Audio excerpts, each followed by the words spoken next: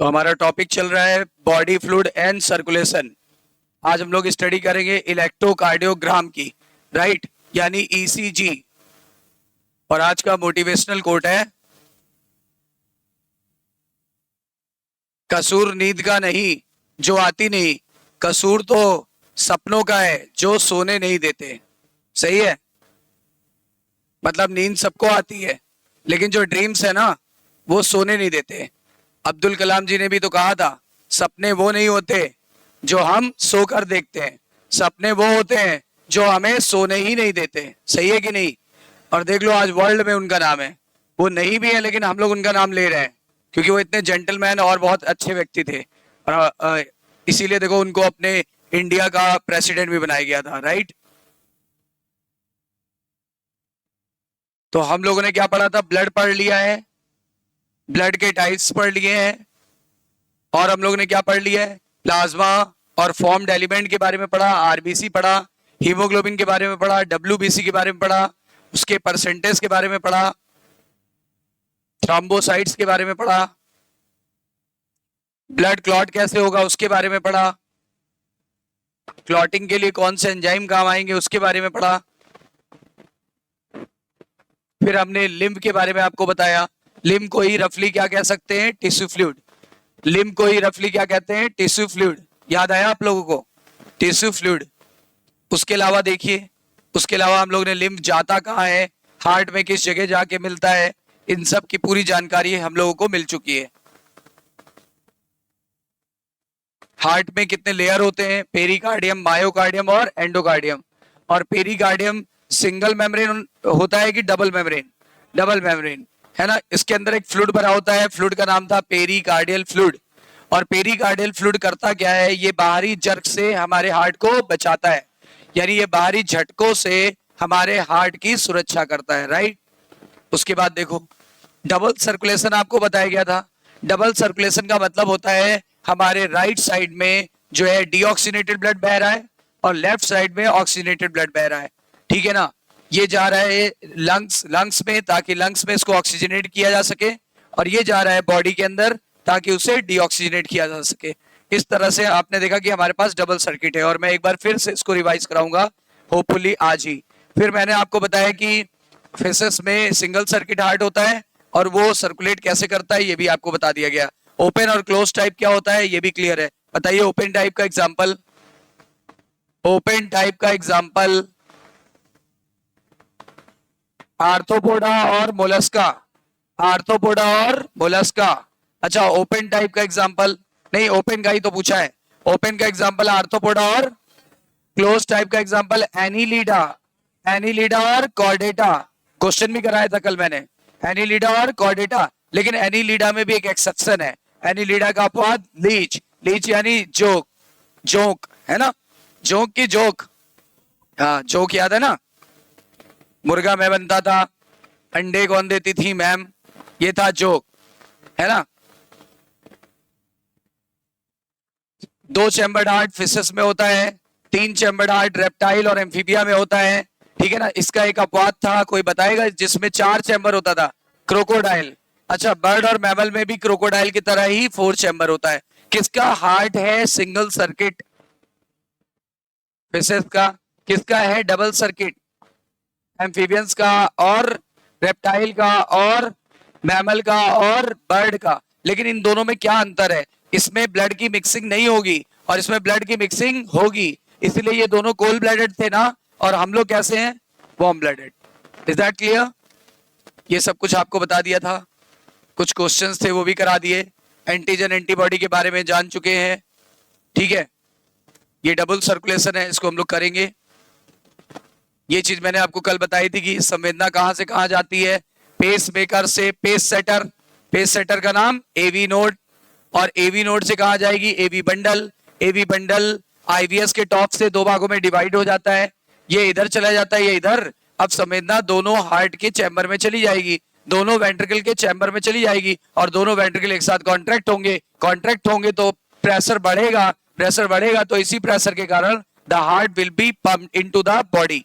और लंग्स इधर से चला जाएगा कहां पे? लंग्स में। इधर से चला जाएगा कहां पे? एरोटा में। एरोटा से सप्लाई कहां हो जाएगा? बॉडी में। क्लियर है ना? तो ये बातें क्लियर है। तो आज हम लोग करेंगे ईसीजी। अब देखो ईसीजी होता क्या है, ईसीजी में 5 वेव्स होती है, आपको दिख रहा होगा P Q R S T.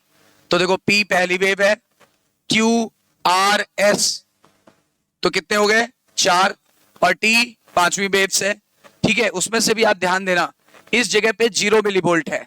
ये जो लाइन है, ये वाली सीधी लाइन जो ब्लैक लाइन है वो 0 मिली वोल्ट पे है। अगर इससे ऊपर की तरफ गए तो फिर क्या हो जाएगा, पॉजिटिव हो जाएगी मिली वोल्ट, और नीचे की तरफ गए तो निगेटिव मिली वोल्ट पे पहुंच जाएंगे। तो बताओ ये कितने पे है, 0 पे। अब बताओ इसके ऊपर गए तो पी पी पॉजिटिव वेव है, अच्छा आर, अच्छा टी, ये सब पॉजिटिव वेव्स है। अब ऑब्वियसली इसके नीचे अगर चले गए तो निगेटिव वेव्स आ जाएगी। जरा बताओ निगेटिव वेव्स कौन सी है, क्यू और S. Positive waves are P R and T, and negative waves are, बोलो, क्यू और एस। इतनी बातें क्लियर है। अब इस पूरे P Q R S T को हम 3 भागों में बांटेंगे। देखो 3 भागों में बांटेंगे, एक है पी वेव, और एक है क्यू आर एस कॉम्प्लेक्स, और एक होता है टी वेव। ठीक है ना। बताइए इस पूरे पी से लेकर के टी तक के हिस्से को हमने कितने जोन में बांट दिया, 3 जोन। कौन से 3 जोन, पहला पी वेव, दूसरा फिर होता है क्यू आर एस कॉम्प्लेक्स, और तीसरा टी वेव। समझ में आई बात। अच्छा ये तीनों हिस्से क्या दिखाते हैं, ये तीनों हिस्से एक अलग अलग चीजों को दिखाते हैं। ये दिखाता है सेकंड घटना। याद करो कल 4 घटनाएं पड़ी थी, कार्डियक साइकिल के समय 4 इवेंट्स पड़े थे। पहला था ज्वाइंट डायस्टोल, अगर आपको याद दिलाऊं तो ज्वाइंट डायस्टोल, नहीं तो कल का वीडियो लेक्चर दोबारा देखिएगा, उसमें मिलेगा। ज्वाइंट डायस्टोल ये पहला स्टेप था। दूसरा स्टेप था आरिकुलर सिस्टोल। तो देखो ये किसको दर्शाएगा, आरिकुलर सिस्टोल को। जब हमारे एट्रिया, दोनों एट्रिया एक साथ सिकुड़ते हैं तो आरिकुलर सिस्टोल होता है। हमारे दोनों आलिंद, आलिंद की नीला आलिंद, जब दोनों आलिंद एक साथ सिकुड़ते हैं तो जो संवेदना आ गई तो उसके कारण ये क्या होगा, इनका सिस्टोल हो जाएगा। बस ये उसी सिस्टोल को शो करता है, ये उसी सिस्टोल को शो करता है। मतलब ये हमारे एट्रियम के इलेक्ट्रिक पोटेंशियल को दर्शाता है। ये इलेक्ट्रिक पोटेंशियल है ना, अरे मिली वोल्ट में, मिली वोल्ट में क्या चलती है, वोल्ट में क्या चलता है, बिजली चलती है। इलेक्ट्रिक, हमारे हार्ट में इलेक्ट्रिक है, आपने सुना ही होगा, हमारे हार्ट में इलेक्ट्रिक है, और ये इलेक्ट्रिक इतने कम मिली वोल्ट की है, मतलब बहुत कम वोल्ट की है, जिसे हम मिली वोल्ट बोलते हैं। इसी वोल्ट के कारण, इसी मिली वोल्ट के कारण कुछ संवेदनाएं आती हैं और जाती हैं। ठीक है ना। जैसे हमें कोई टच करे तो हमारे यहाँ पे करंट में बदलाव आएगा। अगर ये करंट में बदलाव आएगा तो मेरे ब्रेन को पता चल जाएगा। ठीक है ना, पढ़ेंगे नर्वस सिस्टम में। इसीलिए याद रखिए हमारे अंदर भी इलेक्ट्रिक करंट्स है, लेकिन वोल्ट में है कि मिली वोल्ट में। अगर वोल्ट में होती तो क्या ही कहना था, है ना। लाइट चली गई, यूं छू दिया, बल्ब जल गया, 2-4-10 घंटे तो चली जाएगा ना, जब तक एनर्जी रहेगी चलता। लेकिन ऐसा होता नहीं है। पता लगा मोबाइल डिस्चार्ज हो गया, अपनी उंगली डाली, चार्ज हो गया। लेकिन ऐसा होता नहीं है क्योंकि वोल्ट में नहीं है, मिली वोल्ट में भी बहुत कम मिली वोल्ट है। समझ में आई बात। बताओ हमारे एट्रिया के सिकुड़ने को कौन सी वेव से शो किया जाता है, यानी auricular systole is represented by which wave, P wave. Is that clear. अब चलो एट्रिया सिकुड़ गया तो किसका नंबर है, तीसरा स्टेप। तीसरा स्टेप बोलो, ventricular systole. Ventricular systole, ventricular systole के समय ही एक और घटना होती है आरिकुलर डायस्टोल। वेंट्रिकुलर सिस्टोल के समय एक और घटना होती है ऑरिकुलर डायस्टोल। कुछ याद आ रहा है तो बताओ। ये तीसरे स्टेप को दिखाएगा। And what is third step, that is ventricular systole, यानी वेंट्रिकल का सिकुड़ना। तो पी वेव क्या शो कर रहा है, जल्दी बताओ, auricular systole. P wave indicate auricular systole, Q wave indicate ventricular systole, ventricle का सिकुड़ना। अब बताओ ये चौथा स्टेप शो कर रहा है, चौथे स्टेप का क्या नाम था, ventricular diastole. Ventricular diastole, is that clear. तो वेंट्रिकुलर डायस्टोल को दर्शा रहा है।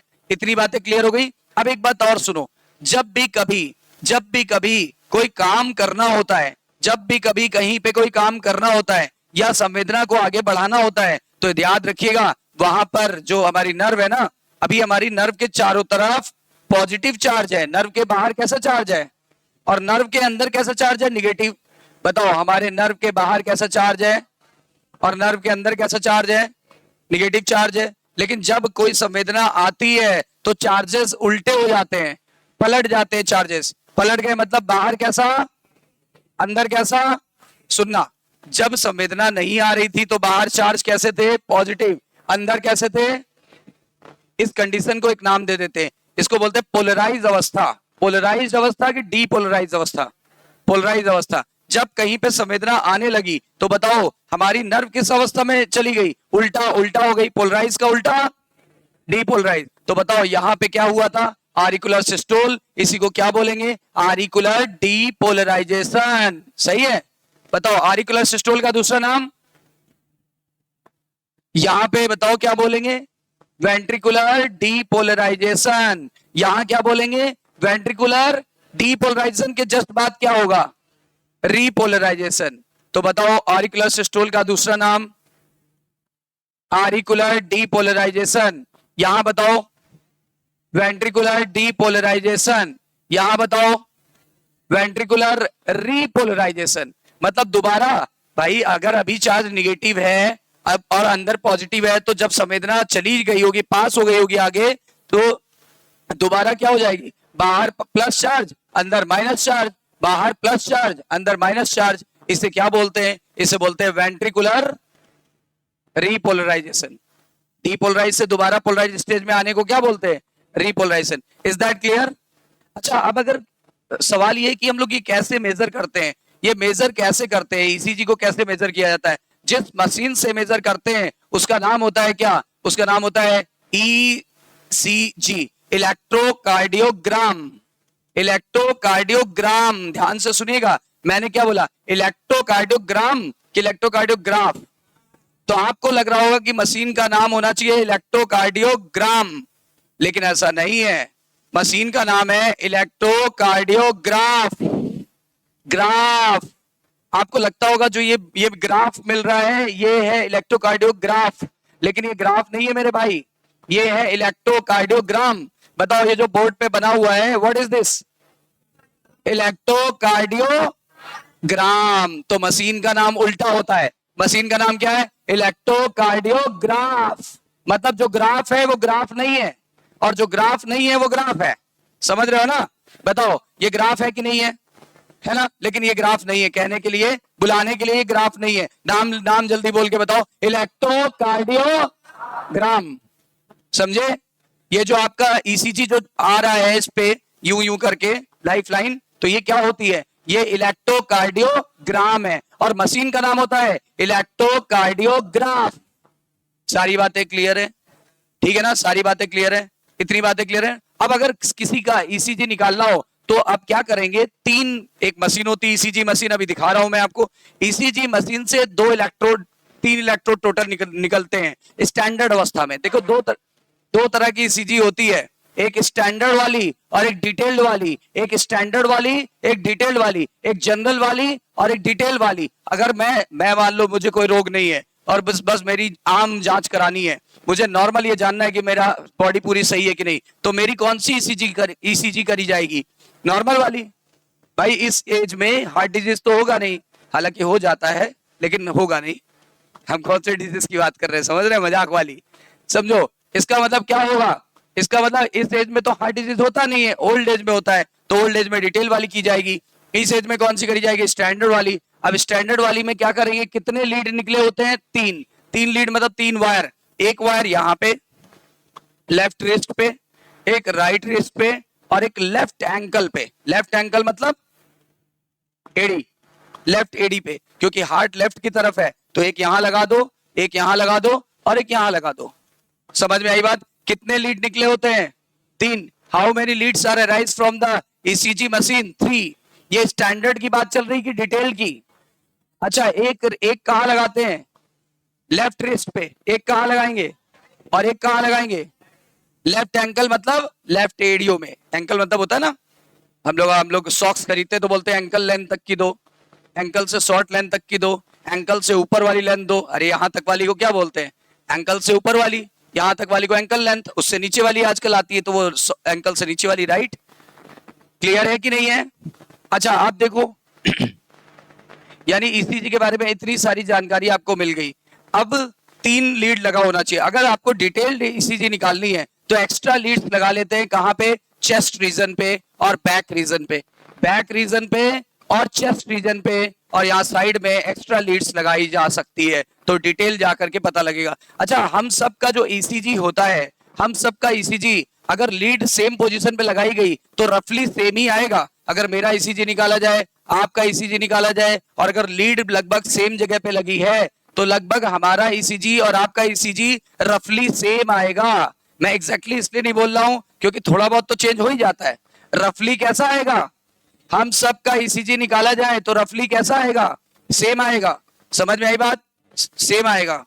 तो इसका मतलब अगर हम सबका ईसीजी निकाला जाए और रफली सेम ना आए, किसी का डिफरेंट हो जाए, हम में से 100 लोगों का किया गया मान लो, और हम लोगों में से किसी एक का किया गया, उसका हम सब से डिफर आ रहा है, 99 लोगों का एक जैसा आ रहा है, उसका अलग आ रहा है, इससे क्या पता चलेगा? उसको कोई ना कोई हार्ट डिसऑर्डर है। इसका क्लिनिकल डायग्नोसिस में मदद मिला कि नहीं मिला? मदद मिला, ठीक है ना। अच्छा, QRS कॉम्प्लेक्स ये दिखाता है कि आपका हार्ट की पंपिंग कितनी हो रही है। बताओ, QRS वेंट्रिकुलर सिस्टोल को दिखाता है कि वेंट्रिकुलर डायस्टोल? मतलब हार्ट की पंपिंग को दिखाता है कि हार्ट के ब्लड के अंदर आने को दिखाता है? पंपिंग को दिखाता है, ठीक है ना, हार्ट की पंपिंग को दिखाता है। तो अगर किसी व्यक्ति का ईसीजी निकाला जाए और 1 मिनट में हमें ये गिनना पड़े, अगर मान लो मैंने अपना ईसीजी निकलवाया और 1 मिनट में मुझे QRS की संख्या 60 मिली, तो पता है मेरी हार्ट की धड़कन पता लग गई। By counting the number of QRS complex we can get the idea about the heart beat rate. क्या ईसीजी से हार्ट बीट रेट देखा जा सकता है? आंसर आएगा हाँ। कैसे? By counting the number of QRS complex in the given time. In the given time, मान लो कि आप गिवन टाइम, मैंने क्यों बोला 1 मिनट का टाइम नहीं लेना चाहते? देखो 15 सेकंड में कितने हैं? मान लो 15 सेकंड में 20 है, तो हार्ट बीट रेट कितनी हो गई? 15 इंटू 4, 60 सेकंड में कितनी आ जाएगी बताओ? 20 आई थी ना। अरे 15 सेकंड में 20 आई, 15 सेकंड में हमें कितने कॉम्प्लेक्स दिखाई पड़े? 20। तो हार्ट बीट रेट कितनी हो गई 1 मिनट की? 80 हो गई, 80 हो गई ना। क्यों? 15 सेकंड में 20 थी, तो अगले 30 सेकंड में डबल होगी। कितनी हो गई? है ना। फिर उसके बाद अगले 15 सेकंड में 30 और ऐड करो। नहीं, 20 ऐड कर रहे थे ना, तो 20 4 बार ऐड होगा तो कितनी हो गई? 80, ठीक है ना। इस तरीके से हम लोग ईसीजी को देख करके किसी के हार्ट बीट का आइडिया भी लगा सकते हैं। क्या ईसीजी को देख के हार्ट बीट का आइडिया लगता है? लगता है, ठीक है ना। सबका ईसीजी सेम आना चाहिए कि डिफरेंट? रफली सेम आना चाहिए। यदि कोई वेरिएशन आ गया तो उसको क्या हो सकता है? हार्ट के डिजीजेस हो सकते हैं। क्लिनिकल डायग्नोसिस में मदद किया कि नहीं किया? किया, ठीक है ना। और टी वेव जो होती है ये लास्ट वाली थी, और ये वेंट्रिकुलर डायस्टोल को दर्शाती है। वेंट्रिकुलर डायस्टोल यानी वेंट्रिकुलर डीपोलराइजेशन, रीपोलराइजेशन या पोलराइजेशन? Ventricular repolarisation. और ओल्ड पर्सन में टी वेव फ्लैट हो जाती है। ओल्ड पर्सन की टी वेव फ्लैट हो जाती है क्योंकि हार्ट ओल्ड पर्सन में धीरे धीरे कम काम करता है। पता ही होगा कि ओल्ड पर्सन में हार्ट की समस्याएं ज्यादा होती है यंग पर्सन की तुलना में, राइट। क्योंकि हार्ट हो जाता है पुराना, उसकी जो मांसपेशियां हैं यानी मसल्स वो सिकुड़ जाती है, उसका पंपिंग फोर्स कम हो जाता है। ओल्ड होने पर हमारी बॉडी की एफिशिएंसी घटेगी कि बढ़ेगी? है ना। तो इसीलिए क्या होगा? टी वेव फ्लैट हो जाता है। बताओ ओल्ड पर्सन में कौन सा वेव फ्लैट हो जाता है? अगर आपका पी वेव ऊपर या नीचे चला गया तो ये कहां के डिजीज को दर्शाएगा? एट्रियम के। अगर आपका QRS कॉम्प्लेक्स ऊपर या नीचे चला गया तो ये कहां के डिजीज को दर्शाएगा? वेंट्रिकल को। बताओ फ्लैट वो ओल्ड पर्सन में कौन सी वेव फ्लैट हो जाती है? T wave. समझ में आ गई बात? क्लियर हो गई बात? तो ये सारे देख करके ही आपको पता लगता है कि किसको हार्ट की समस्या है, किसको हार्ट अटैक हो गया है, किसको हार्ट अटैक होने वाला है, ठीक है ना, किसका हार्ट बेहतर है, किसका हार्ट में कोई दिक्कत है। ये सब पता इसी ग्राफ को देख के लगता है। मशीन का नाम जल्दी बोलो। इलेक्ट्रोकार्डियोग्राफ। और ये जो बना हुआ है व्हाट इज दिस? ग्राम। सही है ना। चलो इतनी बात क्लियर हो गई है। ये है मशीन, ये वो मशीन है जिसकी मैं बात कर रहा था। इलेक्ट्रोकार्डियोग्राम आपने देखा होगा, इस तरह की लाइनें इस पे चलती रहती है, इस तरह की लाइनें इस पे चलती रहती है ना। और यहाँ से कंट्रोलर्स लगे होते हैं, कंट्रोलर्स लगे होते हैं जहां से इसको कंट्रोल किया जाता है, ठीक है। और ये हमें यही दिखाती है कि हमारे हार्ट की इलेक्ट्रिकल एक्टिविटी कैसी है, हमारे हार्ट का जो इलेक्ट्रिकल एक्टिविटी है वो सही चल रही है कि नहीं। अगर कोई डेविएशन आ गया, कोई दिक्कत आ गई, तो ये इस बात का प्रतीक है कि हमें हार्ट के रोग है। जैसे मायोकार्डियल इंफारेक्शन हो सकता है, मायोकार्डियल इस्कीमिया हो सकता है। ये सब क्या होता है ये आगे पढ़ेंगे। वैसे आइडिया दे दें, अगर हार्ट में ऑक्सीजन की सप्लाई कम हो रही है तो उसको बोलते हैं इस्कीमिया। क्या बोलते हैं? Ischaemia, ischemia.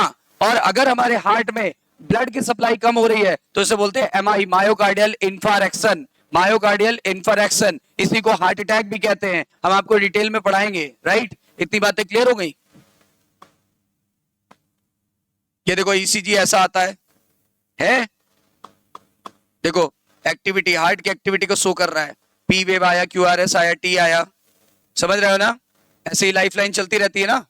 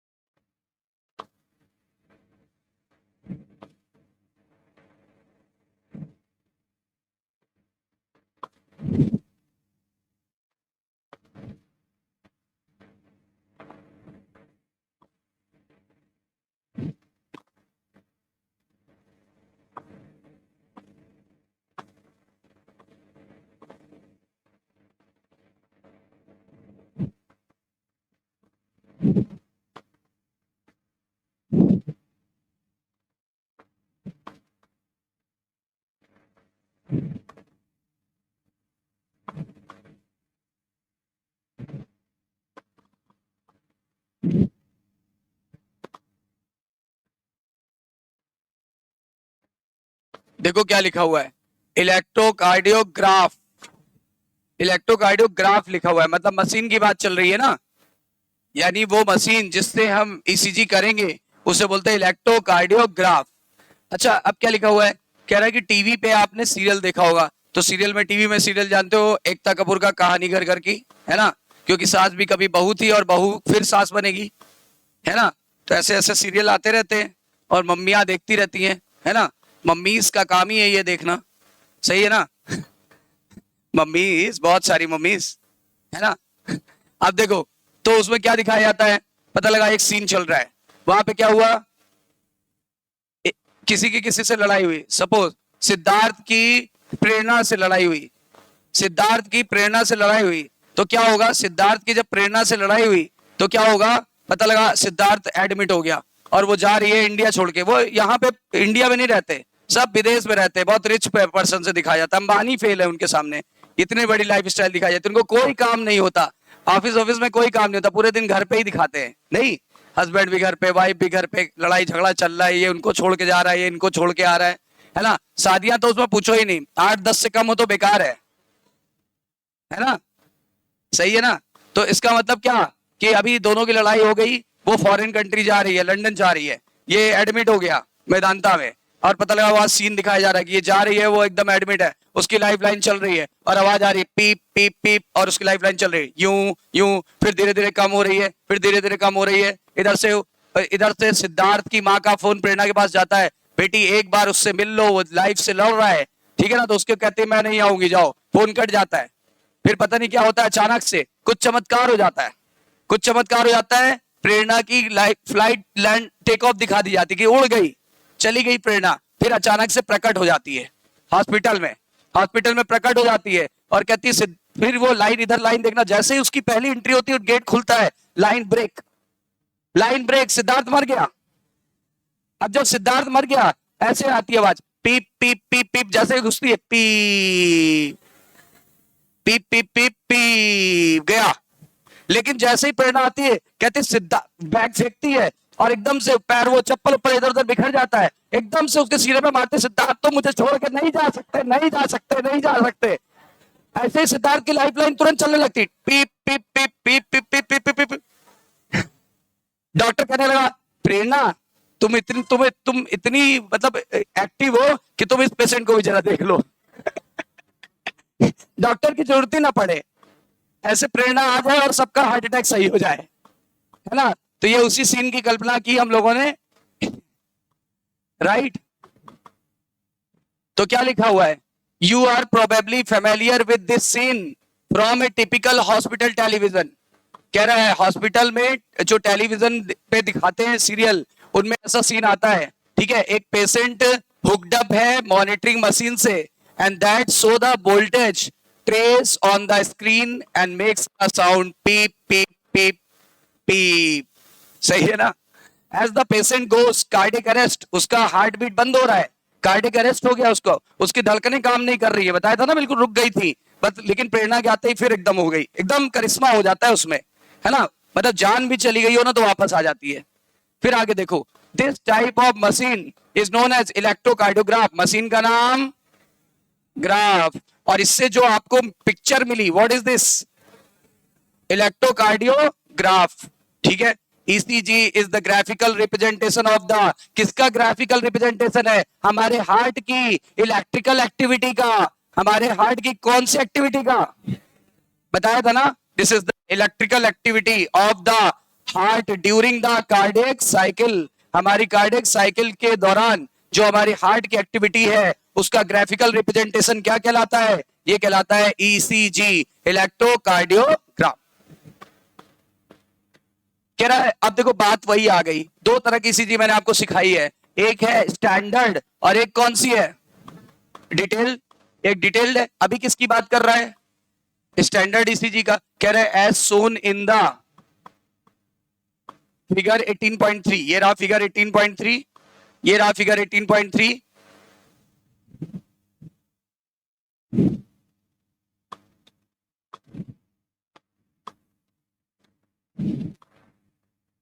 देखो, a patient is connected, a patient is connected to the machine. Patient को किससे कनेक्ट कर देते हैं, मशीन से। कितने इलेक्ट्रिकल लीड द्वारा, कितनी तार होगी, लीड मतलब तार, कितनी तारें होंगी, 3 तारें निकली होंगी मशीन से। तो 3 इलेक्ट्रिकल लीड्स निकलेगी, 1 ऑन ईच रिस्ट, यानी एक इस कलाई पे बताया था, एक इस कलाई पे बताया था, एक इस गोरी कलाई पे, एक इस गोरी कलाई पे, और किस काले पैर पे, ठीक है ना। And leads to the left ankle, left ankle, ठीक है ना, 1 on the each wrist and 1 on the left ankle, that continuously monitor the heart activity. लगातार ये लीड आपको हार्ट की सारी सूचना, सारी जानकारी देंगे कि हार्ट मस्त है कि पस्त है ना, दोनों सूचनाएं आपको मिलती रहेंगी, हार्ट मस्त है कि हार्ट पस्त है। फॉर ए डिटेल, अब आपको कह रहा है डिटेल की तरफ चलेंगे। अगर डिटेल की बात करेंगे तो क्या होगा, डिटेल इवैल्यूएशन के लिए हार्ट के फंक्शन को multiple leads are attach to the chest region. बोला था ना, यहां लगा दो, यहां लगा दो, इधर लगा दो, यहां पीछे लगा दो, मल्टीपल लीड्स लगा दो, आपको डिटेल सूचना मिल जाएगी, ठीक है।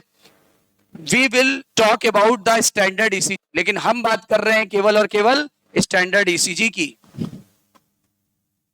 अब क्या बोला इन्होंने,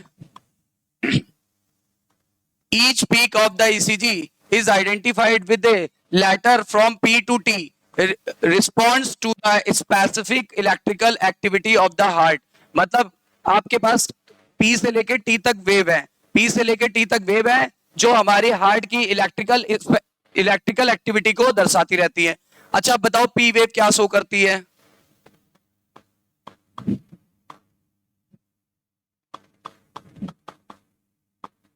पी वेव क्या शो करती थी, याद करो। इट इंडिकेट्स द एक्साइटेशन या डीपोलराइजेशन ऑफ एट्रिया। ये शो कर रही है कि आपका जो एट्रिया है वो एक्साइटेड हो चुका है, आपका एट्रिया एक्साइटेड हो चुका है। अगर एक्साइट हो जाएगा तो काम करेगा कि नहीं करेगा, बताओ। अगर एक्साइट हो जाएगा तो काम करेगा कि नहीं करेगा, करेगा। तो काम करेगा, और काम करने को क्या बोला था, डीपोलराइजेशन की रीपोलराइजेशन, डीपोलराइजेशन, ठीक है। Which leads to contraction of both the atria, इसकी वजह से दोनों एट्रिया क्या होते हैं, सिकुड़ जाते हैं। अच्छा फिर क्या बोला गया, QRS complex represent the depolarisation of ventricle. Ventricle के सिकुड़ने को हमने डीपोलराइजेशन ऑफ वेंट्रिकल बोला था कि नहीं बोला था। फिर उसके बाद बताया गया विच इनिशिएट द वेंट्रिकुलर कॉन्ट्रैक्शन, इसकी वजह से वेंट्रिकल सिकुड़ गया, and the contraction start shortly after Q and mark the beginning of the systole. बोलते हैं कि जब Q के बाद ही स्टार्ट हुआ, कॉन्ट्रैक्शन कब स्टार्ट हुआ, Q के बाद। ये सब पॉइंट मैं लिखाऊंगा अभी, Q के बाद स्टार्ट हुआ, ठीक है ना। कॉन्ट्रैक्शन का कहां पर स्टार्ट हुआ, Q से कि Q के बाद, Q के बाद, ये बहुत इंपॉर्टेंट बात है। तो बहुत इंपॉर्टेंट बात थी कि क्यू के बाद हुआ। टी वेव क्या शो करती थी, आपको याद होगा, T wave represent the return of ventricle from excitation to the normal stage. कह रहा है ये टी वेव आपके वेंट्रिकल को नॉर्मल अवस्था में लाने की कोशिश करेगा। अच्छा, नॉर्मल अवस्था कौन सी होती है, सिस्टोल की डायस्टोल? डायस्टोल, यानी डीपोलराइजेशन की रीपोलराइजेशन। और कह रहा है at the end of T wave mark the end of systole. ये बात थोड़ी सी गलत लिख दी है, at the end of T wave नहीं होना चाहिए, या तो यहां लिखो at the end of initial of T wave. T wave का प्रारंभ होना इस बात को दर्शाता है कि सिस्टोल खत्म हो चुका है। बोलो सही है, वेंट्रिकुलर सिस्टोल खत्म हो चुका है। अगर यहां पे आप इनिशियल नहीं करना चाहते तो यहां पे इनिशियल कर दो। देखो या तो यहां चेंज कर दो, एंड ऑफ ये कर दो डायस्टोल। बताओ टी वेव का खत्म होना किस बात को दर्शा रहा है कि डायस्टोल खत्म हो चुका है। सही है ना? जबकि इसका शुरू होना क्या दिखाता है, टी वेव का प्रारंभ होना क्या इंडिकेट करेगा कि वेंट्रिकुलर सिस्टोल खत्म हो चुका है, और टी वेव का लास्ट क्या शो करेगा कि वेंट्रिकुलर डायस्टोल खत्म हो चुका है। बोलो क्लियर है कि नहीं? Obviously, by counting the number of QRS complex that occurs in the given time, बोल रहा है कि एक निश्चित समय में अगर किसी व्यक्ति का QRS कॉम्प्लेक्स गिन लिया जाए तो हम उसकी धड़कनें पता लगा पाएंगे, राइट? तो देखो लिखा है one can determine the heart beat rate of the individual, यानी उस व्यक्ति की धड़कन का आइडिया लग जाएगा। Since ECG obtain from the different individual, ECG हम सबसे प्राप्त किया जा सकता है, तो लेकिन रफली कैसा होगा, सेम।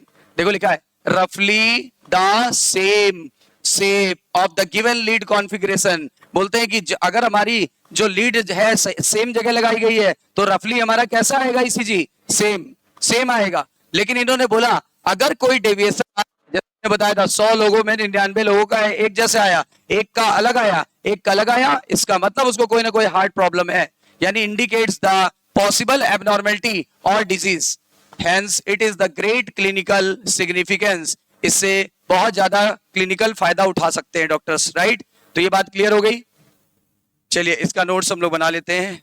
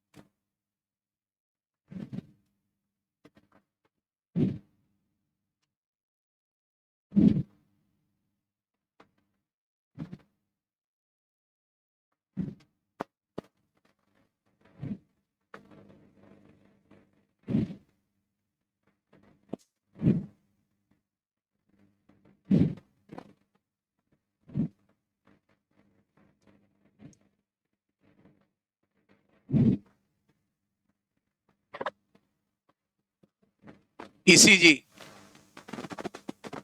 ECG का पूरा नाम होता है इलेक्ट्रोकार्डियोग्राम या ग्राफ, इलेक्ट्रोकार्डियोग्राम। ठीक है, अब देखो ECG क्या शो करता है, ECG क्या शो करता है। अब दोनों को ECG बुला सकते हैं शॉर्ट में, है ना, शॉर्ट में दोनों को बुला सकते हैं। अभी जो मैंने बोला अभी आप इसको समझो, ठीक है।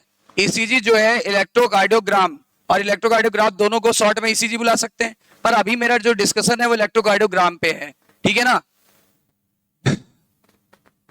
It is the machine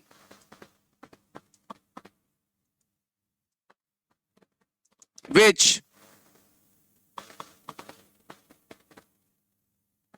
gives a graph of electrical activity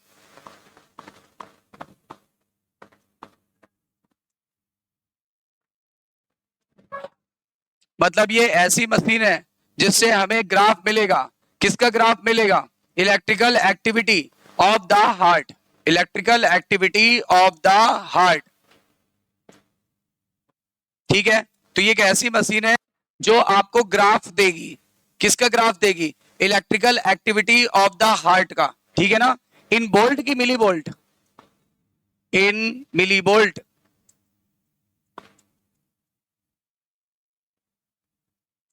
यानी जो मशीन है उसको क्या बोलेंगे?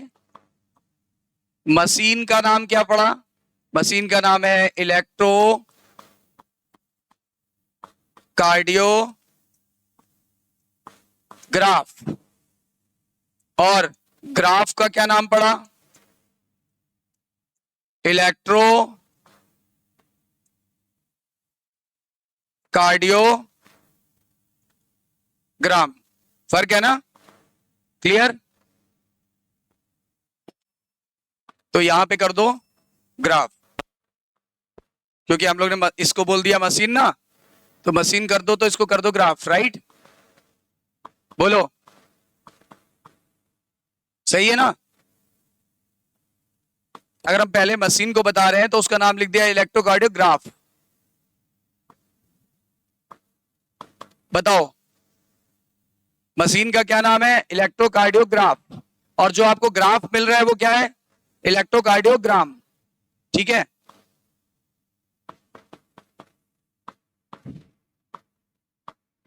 जिसके नाम में ग्राफ जुड़ा हुआ है वो क्या है? मशीन। और जिसके नाम में ग्राफ नहीं, ग्राम जुड़ा है, वो क्या है? ग्राफ। बताया था ना आपको? तो it is the machine. Machine का नाम है ग्राफ, और ग्राफ जो मिल रहा है वो इलेक्ट्रोकार्डियोग्राम। अच्छा, इलेक्ट्रोकार्डियोग्राम जो होता है उसमें कितने वेव्स होते हैं? इसमें होते हैं 5 वेव्स। नाम है पी, क्यू, आर, एस और T. Q, R, S, T. इसमें से आप बताओ पॉजिटिव वेव्स कौन कौन सी हैं? पॉजिटिव वेव्स है P, R, T. Negative waves बताओ।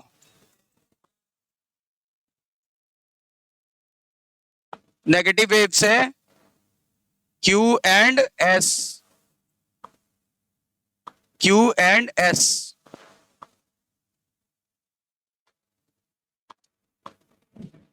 अच्छा, यहां पे एक लाइन और जोड़ सकते हैं। It is the machine. Graph एक ऐसी मशीन है जो किसकी सूचना दे रही है? ठीक है, electrical activity of the heart during one cardiac cycle. Right? During one cardiac cycle. During one cardiac cycle. और मशीन को हम लोग ने बोल दिया इलेक्ट्रोकार्डियोग्राफ, और जो ग्राफ है वो है इलेक्ट्रोकार्डियोग्राम। और इलेक्ट्रोकार्डियोग्राम में 5 वेव्स होती है, P, Q, R, S, T, जिसमें से पी, आर और टी पॉजिटिव वेव्स है, और उसके बाद क्यू और एस नेगेटिव वेव्स है। राइट? कितनी बातें क्लियर हो गई?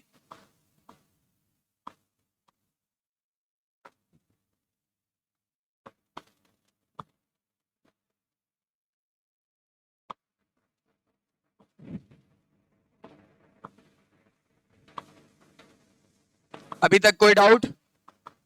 अब आगे चलते हैं।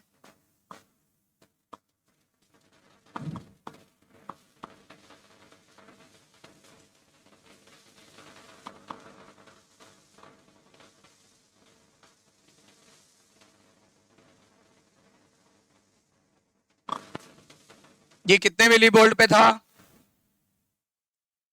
ये कितने मिली वोल्ट पे बैठा है? ये ऊपर जा रहे हैं तो कितने मिली वोल्ट पे? Positive millivolt. इधर आएंगे तो निगेटिव मिली वोल्ट। इसीलिए हमने बताया था अभी अभी आपको कि पी वेव जो होती है पी, फिर ये क्यू, फिर ये है आर, ये है एस, और ये कौन सी है? टी। इस वाले हिस्से को क्या बोलेंगे? इस वाले हिस्से को क्या कहेंगे? यहां से लेके यहां तक वाले हिस्से को क्या कहेंगे? और इस वाले हिस्से को क्या कहेंगे? ठीक है, तो अब देखो इनका नाम दे देते हैं। ये हिस्सा कहलाता है पी वेव, ये हिस्सा कहलाता है क्यू आर एस कॉम्प्लेक्स। याद आया? Q R S complex. ये हिस्सा क्या कहलाता है? T wave. तो तीन हिस्से में हम लोग ने इसको बांट दिया है, एक पी वेव और एक क्यू आर एस कॉम्प्लेक्स और एक टी वेव। अब देखो ये क्या शो करता है? पी वेव क्या शो करता है? अब एक एक को लिखते हैं। पी वेव क्या शो करता है? इट रिप्रेजेंट्स क्या शो करता है? ऑरिकुलर सिस्टोल, इसी को बोल सकते हैं ऑरिकुलर एक्साइटेशन। बोलो सही है, ऑरिकुलर एक्साइटेशन। इसको एक और नाम दे सकते हैं, ऑरिकुलर डीपोलराइजेशन। ऑरिकुलर डीपोलराइजेशन इसको शो करता है। इसका रिजल्ट क्या होगा? इसका रिजल्ट ये होगा, बोथ ऑर्कल या बोथ एट्रियम, ऑर्कल का दूसरा नाम एट्रियम, विल कॉन्ट्रैक्ट साइमल्टेनियसली।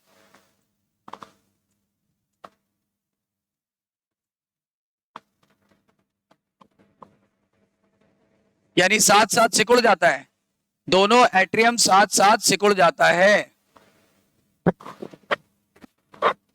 दोनों एट्रियम साथ साथ सिकुड़ जाता है। Is that clear?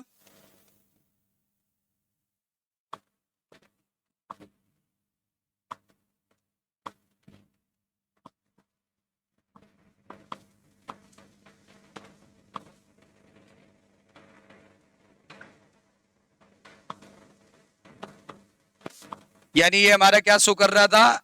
Auricular systole, उसी को बोल सकते हैं ऑरिकुलर एक्साइटेशन, उसी को बोल सकते हैं auricular depolarisation.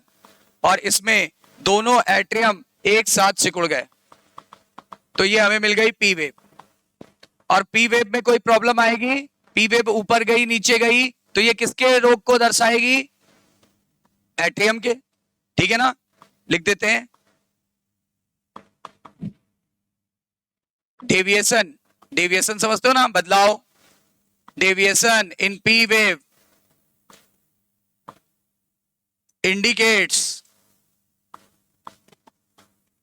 Auricular disorder.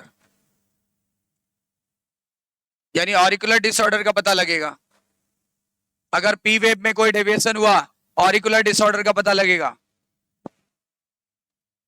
Clear है यहां तक? अब आगे बढ़े, आगे बढ़े।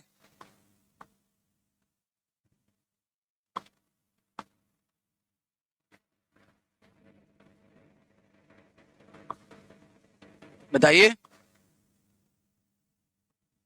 चलो नेक्स्ट। अच्छा, पी के बाद कौन सी वेव आती है? Q R S complex. Q R S complex क्या दर्शाता है?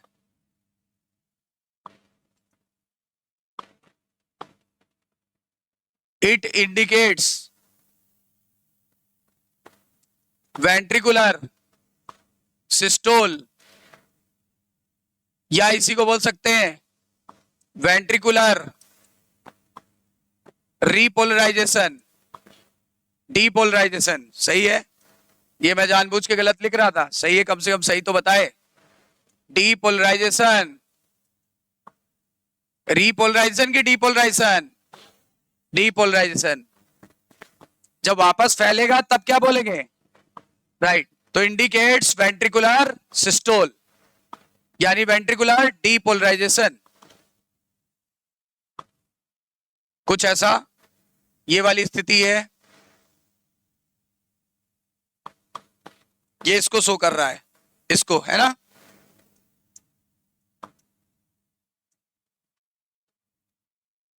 यानी ये स्थिति शो हो रही है। और अगर इसमें किसी प्रकार का कोई डिफेक्ट आ गया, एनी डेविएशन इन QRS complex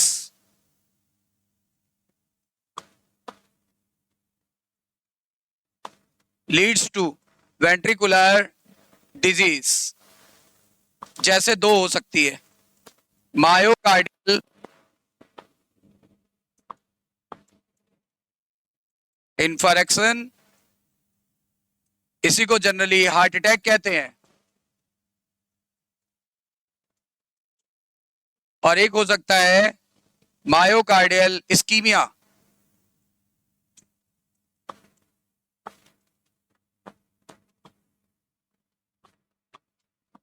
बताया था आपको, इसमें हार्ट को ब्लड की सप्लाई रुक जाती है और इसमें हार्ट को ऑक्सीजन की सप्लाई रुक जाती है। और ये डिटेल में भी आगे पढ़ेंगे जब चैप्टर के एंड में, जिसका नाम है हार्ट डिसऑर्डर्स।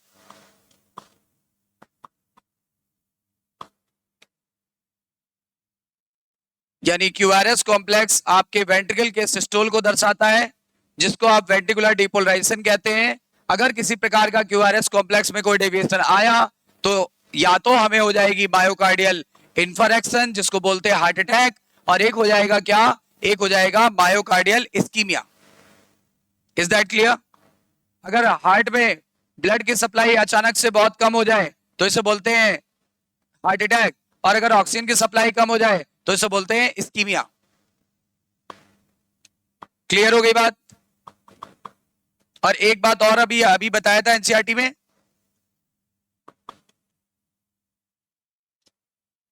वेंट्रिकुलर सिस्टोल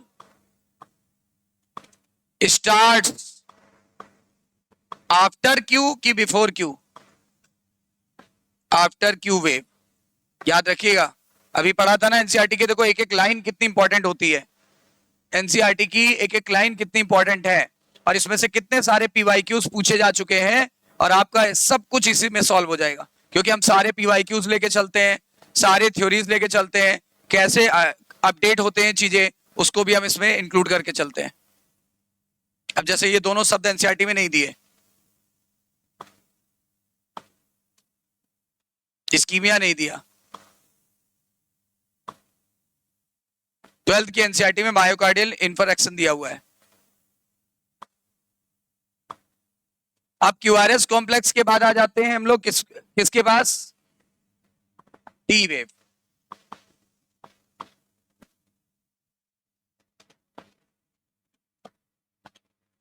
बताओ टी वेव क्या इंडिकेट करता है?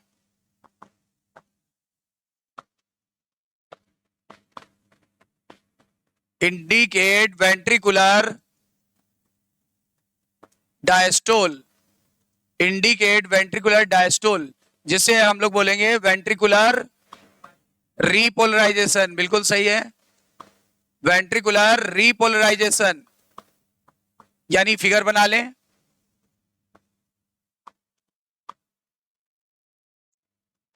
इस समय क्या हो रहा है, इस समय वेंट्रिकल क्या हो रहे हैं,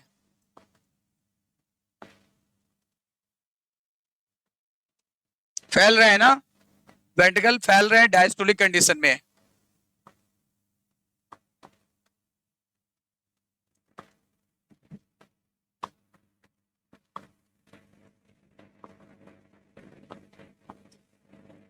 The end of T wave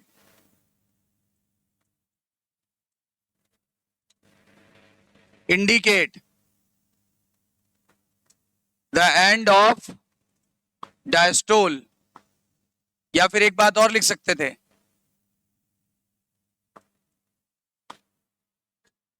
the initial of T wave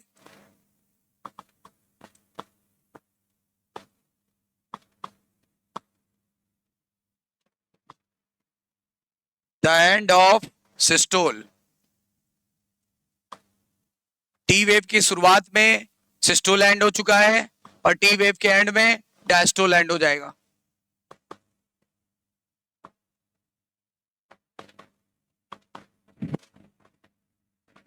और ओल्ड पर्सन में टी वेव फ्लैट हो जाता है।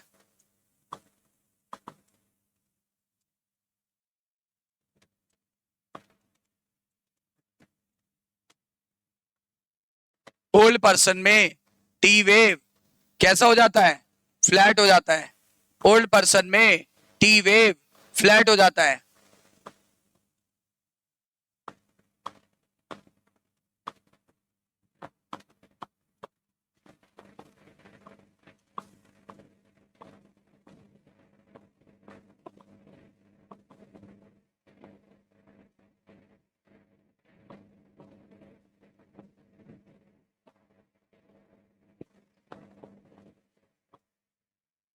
तो यहां तक बातें क्लियर हो गई, यानी ईसीजी पूरी तरह से समझ में आ गया हम लोगों को।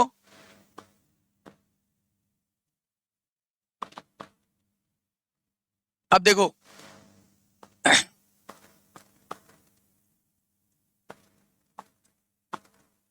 सभी पर्सन का ईसीजी रफली कैसा होता है?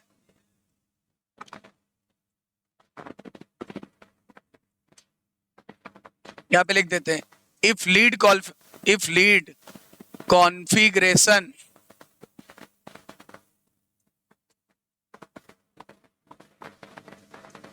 इज सेम, अगर लीड का कॉन्फ़िगरेशन सेम है तो रफली सेम आएगा।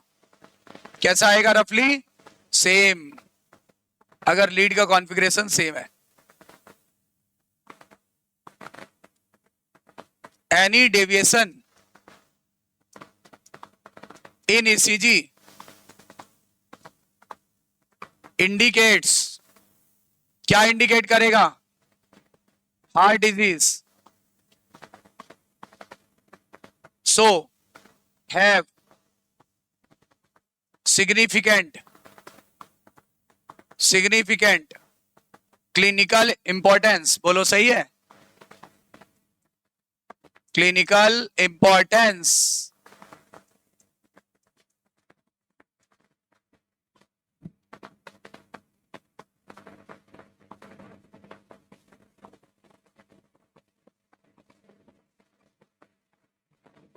अगर कोई भी ईसीजी में डेविएशन आ गया तो हार्ट डिजीज होगा, और इसका क्लिनिकल इंपॉर्टेंस बहुत ज्यादा है।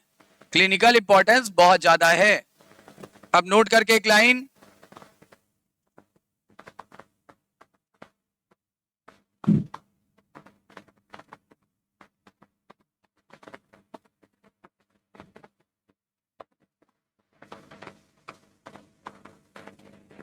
नोट करके एक लाइन है क्या?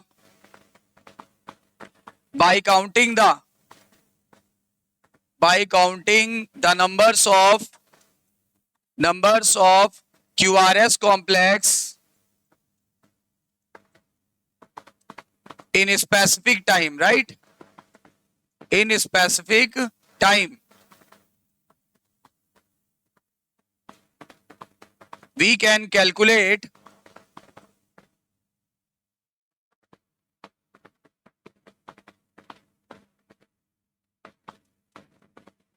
numbers of heartbeat of the individual.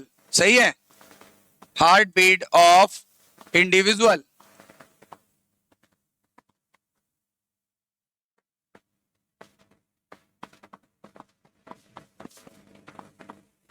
ठीक है, जैसे एग्जांपल, अगर 15 सेकेंड्स में, वही वाला एग्जांपल लेते हैं, 20 QRS कॉम्प्लेक्स मिले,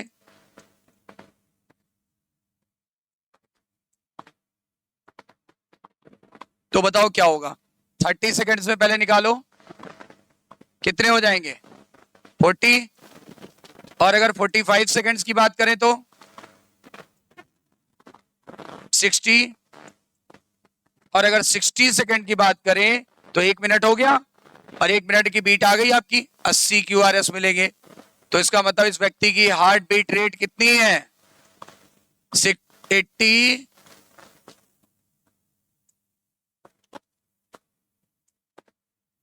80 पर मिनट, 80 पर मिनट।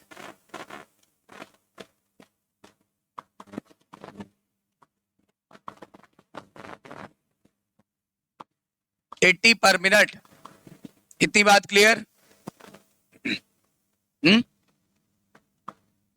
हाँ, लिखा तो है हार्ट बीट रेट, लिख दिया ना, बीट रेट। HBR का मतलब हार्ट बीट रेट, तो रेट हो गया तो पर मिनट ही हो गया। रेट का मतलब हो गया हार्ट के धड़कने की दर।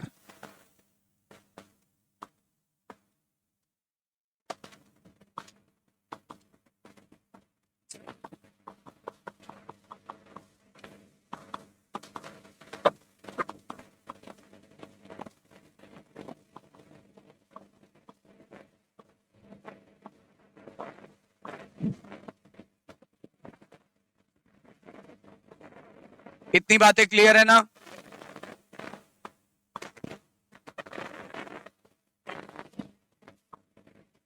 चलो नेक्स्ट, ईसीजी कितने प्रकार का होता है? 2 प्रकार का।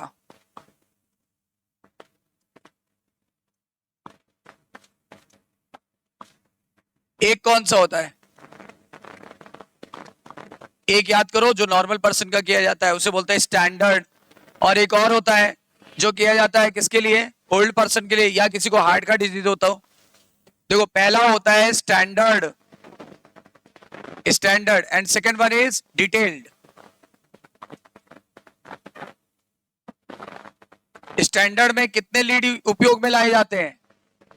यहां पे 3 Leeds are attached.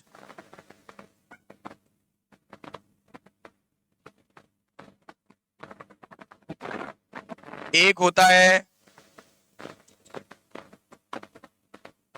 Left wrist यानी कलाई, एक राइट रिस्ट, और एक लेफ्ट एंकल, एंकल यानी एड़ी।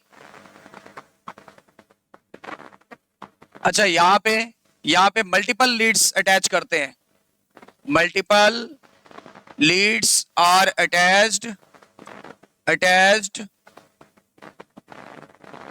in left and right side of chest region.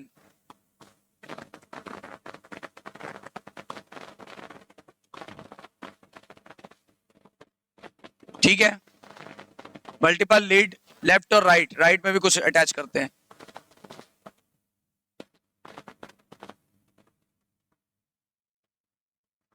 लेकिन हमने जो बात की थी वो नॉर्मल स्टैंडर्ड की बात की थी या डिटेल्ड की? तो यहां तो ऐसा ही मिलेगा, यहां तो ऐसा मिलेगा।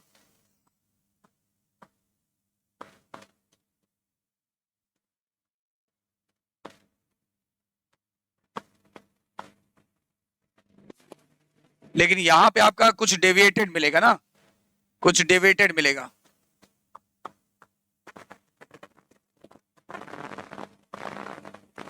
देखो, टी वेव काफी कम मिल रहा है, कुछ ना कुछ परिवर्तन मिलेगा, क्योंकि डिटेल में अगर करेंगे तो कोई ना कोई रोग होगा तभी करेंगे, या कोई डाउट होगा तभी करेंगे, तो कुछ ना कुछ चेंजेस मिलेंगे।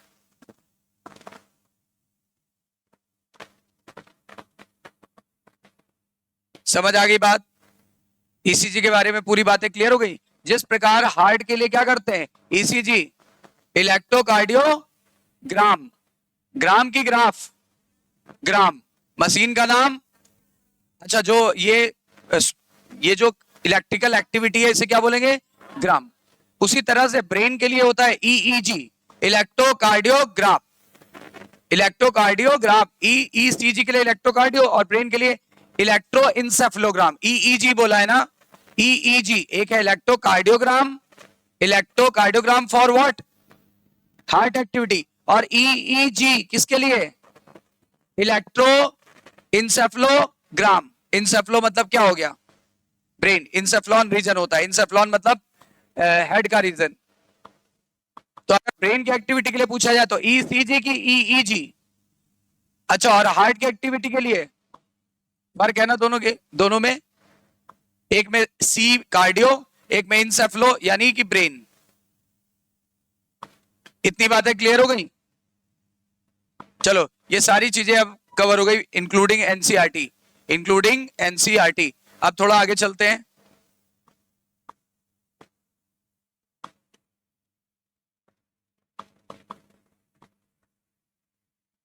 अब है डबल सर्कुलेशन, अब है डबल सर्कुलेशन।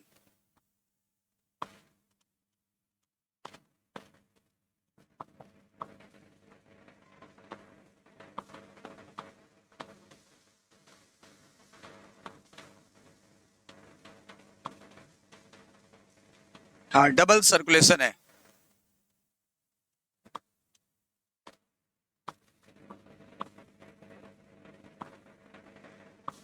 डबल सर्कुलेशन से पहले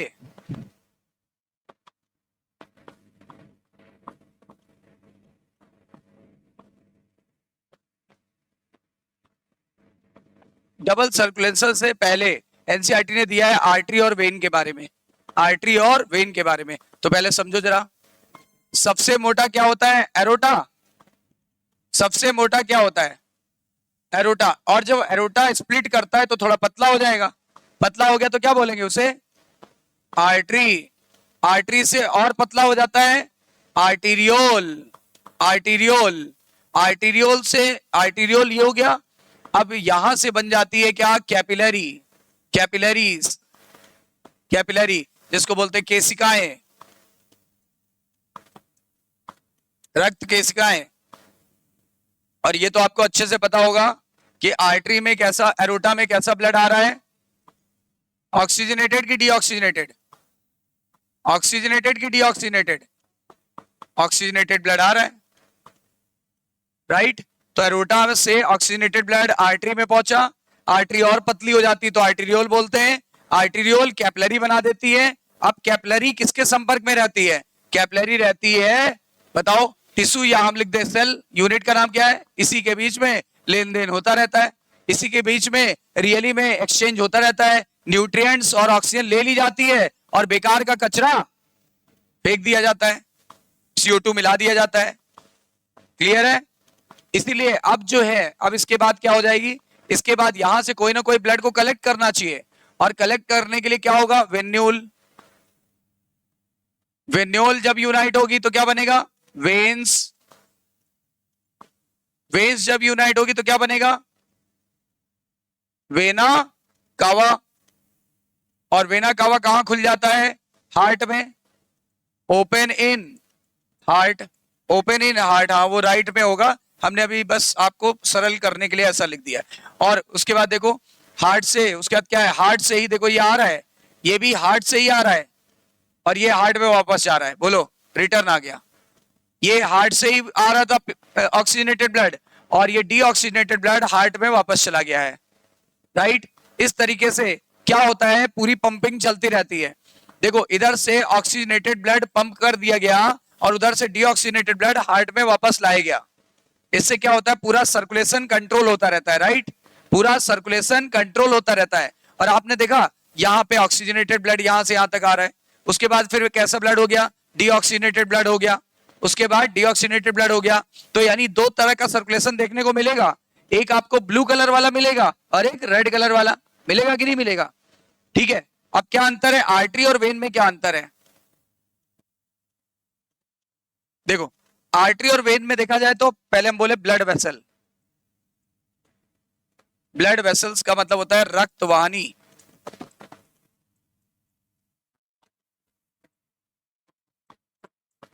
दो प्रकार की होती है मेनली, आर्टरी हिंदी में बोलते हैं धमनी, और एक होती है वेन, हिंदी में बोलते हैं सिरा। इनकी बेस्ट डेफिनेशंस क्या है पता है? ये हार्ट से दूर जाती है कि हार्ट के पास आती है? हार्ट से दूर जाती है। ऐसी ब्लड वेसल जो हार्ट से दूर जाए उसे क्या बोलेंगे? आर्टरी। और जो हार्ट की तरफ जाए उसे क्या बोलेंगे? वेन। देखो वेन किधर जा रही है? हार्ट की तरफ। ये देखो हार्ट से दूर जा रही है, सही है ना? ये क्या होती है? अवे फ्रॉम द हार्ट की towards the heart?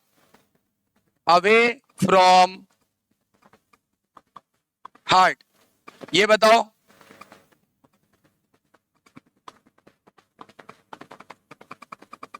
Towards the heart, सही है। जो हार्ट से दूर जाए उसे आर्टरी, जो हार्ट की तरफ जाए उसे वेन। इतनी बातें क्लियर हो गई? यहां तक सबको क्लियर है? बताओ किसी भी चीज का लेन देन किसके किसके बीच होता है? सेल और कैपिलरीज। अच्छी चीजें ले ली जाती है और बेकार की चीजें इसमें ड्रॉप कर दी जाती है। अच्छी चीजें ले ली जाती हैं और बेकार की चीजें इसमें ड्रॉप कर दी जाती हैं, राइट। इतनी बातें क्लियर है सबको? कोई डाउट, कोई प्रॉब्लम?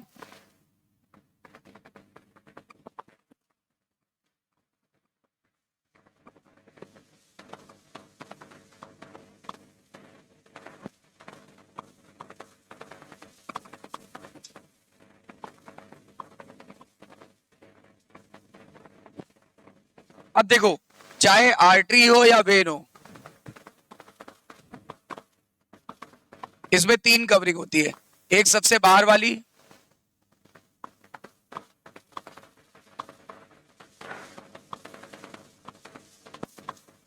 एक उसके जस्ट अंदर वाली,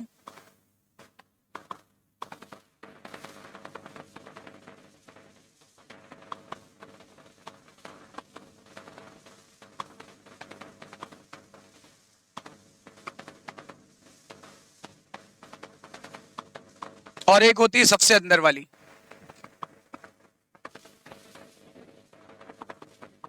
आर्टरी हो या वेन हो, कितनी कवरिंग होती है? 3 कवरिंग होती है। नाम लिख देते हैं। बाहर वाली का नाम है ट्यूनिका एक्सटर्ना, इस बीच वाले का नाम है ट्यूनिका मीडिया, बीच में इसलिए क्या बोलेंगे? मीडिया। ये अंदर वाली का नाम है ट्यूनिका,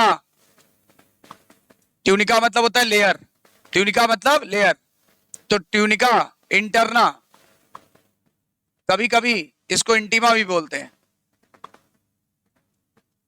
इंटीमा। अब देखो सबकी क्वालिटी देखो, बाहर की तरफ क्या होता होना चाहिए? बाहर की तरफ होता है ये बना होता है made up of fibrous connective tissue, fibrous connective tissue, और प्लस मजबूती देने के लिए व्हाइट कोलेजन फाइबर। इसलिए देखो मैंने किस कलर का बनाया है? व्हाइट, मजबूती देने के लिए। और ये क्या करती है? सबसे बाहरी लेयर है तो काम क्या है? प्रोटेक्शन। काम क्या है? और मजबूती देने के लिए ही कौन से फाइबर? सबसे मजबूत फाइबर का नाम व्हाइट कोलेजन फाइबर। शरीर में मजबूती देने वाले व्हाइट फाइबर का नाम white collagen fibre. Is that clear? तो बाहर वाली हो गई ट्यूनिका एक्सटर्ना, जिसमें फाइब्रस कनेक्टिव टिश्यू होगा ताकि ये फटे नहीं। दूसरा, इसको मजबूती देने के लिए व्हाइट कोलेजन फाइबर पाए जाते हैं, व्हाइट कोलेजन फाइबर पाए जाते हैं। Is that clear? रही बात ट्यूनिका मीडिया की, तो जो ट्यूनिका मीडिया होता है वो बीच में होता है और ये बना होता है स्मूथ मसल। अच्छा बताओ, हमारा कंट्रोल हमारी ब्लड वेसल के ऊपर है कि नहीं है? हमारी ब्लड वेसल हमारी इच्छा से सिकुड़ सकती है कि नहीं सिकुड़ सकती? नहीं सिकुड़ सकती। नहीं सिकुड़ सकती तो बताओ ऐच्छिक पेशियां होंगी कि अनैच्छिक? ऐच्छिक की अनैच्छिक? हाँ, तो अनैच्छिक मतलब इनवॉलेंट्री की वॉलेंट्री, और इनवॉलेंट्री मसल में कोई भी वो बैंड नहीं पाए जाते, alternate dark and light band नहीं होते, इसलिए वो स्मूथ दिखाई पड़ती है। इसीलिए याद रखिएगा ये किसकी बनी होती है? It is made up of कौन सी मसल?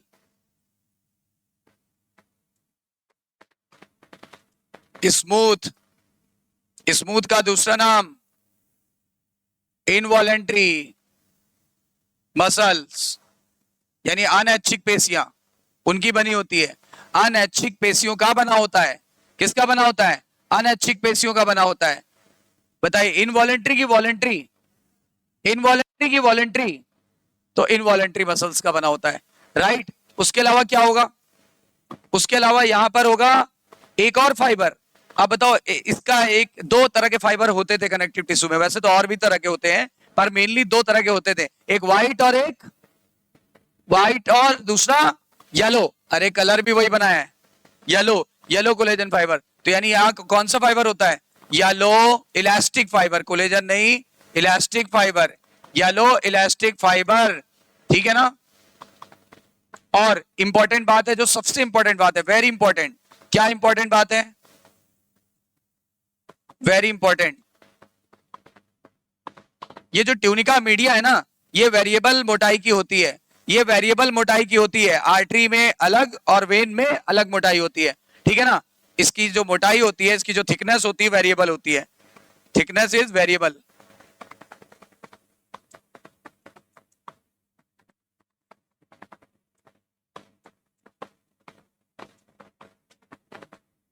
Variable thickness. देखो आर्टरी में ये थिकेस्ट होती है, थिक काफी मोटी होती है, ध्यान दीजिएगा।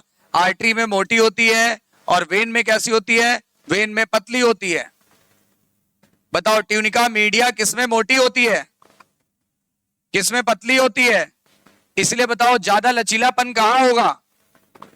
ज्यादा लचीलापन कहां होगा? अरे जहां मसल ज्यादा होगी वहां ज्यादा लचीलापन होगा। खुद बताओ, मसल जहां ज्यादा होंगी वहीं तो लचीलापन होगा। बताओ कहां ज्यादा लचीलापन होगा? आर्टरी में। आर्टरी में लचीलापन ज्यादा होता है, इसीलिए आर्टरी में प्रेशर भी कैसा होगा, ज्यादा। अगर लचीलापन ज्यादा तो ये जल्दी जल्दी सिकुड़ेंगी, और जितनी ज्यादा सिकुड़ेंगी प्रेशर उतना ज्यादा क्रिएट करेंगी। बोलो सही है कि नहीं? आर्टरी में ज्यादा प्रेशर होता है कि कम, और वेन में कम।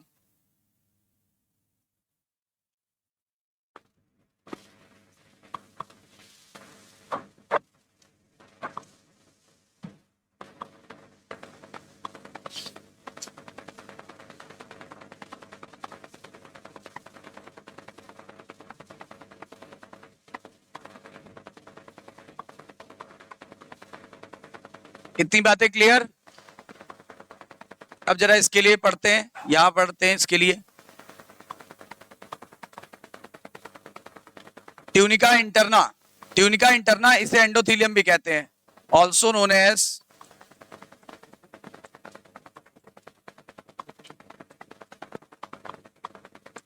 एंडोथीलियम।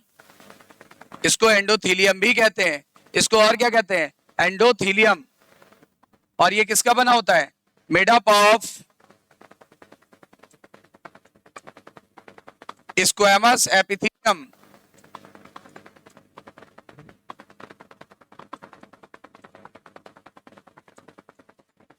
याद है स्क्वैमस एपिथेलियम, बिल्कुल चपटा चपटा होता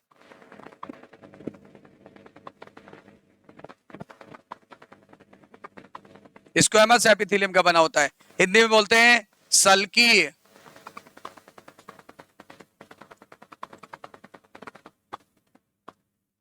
उपकला, सल्की उपकला।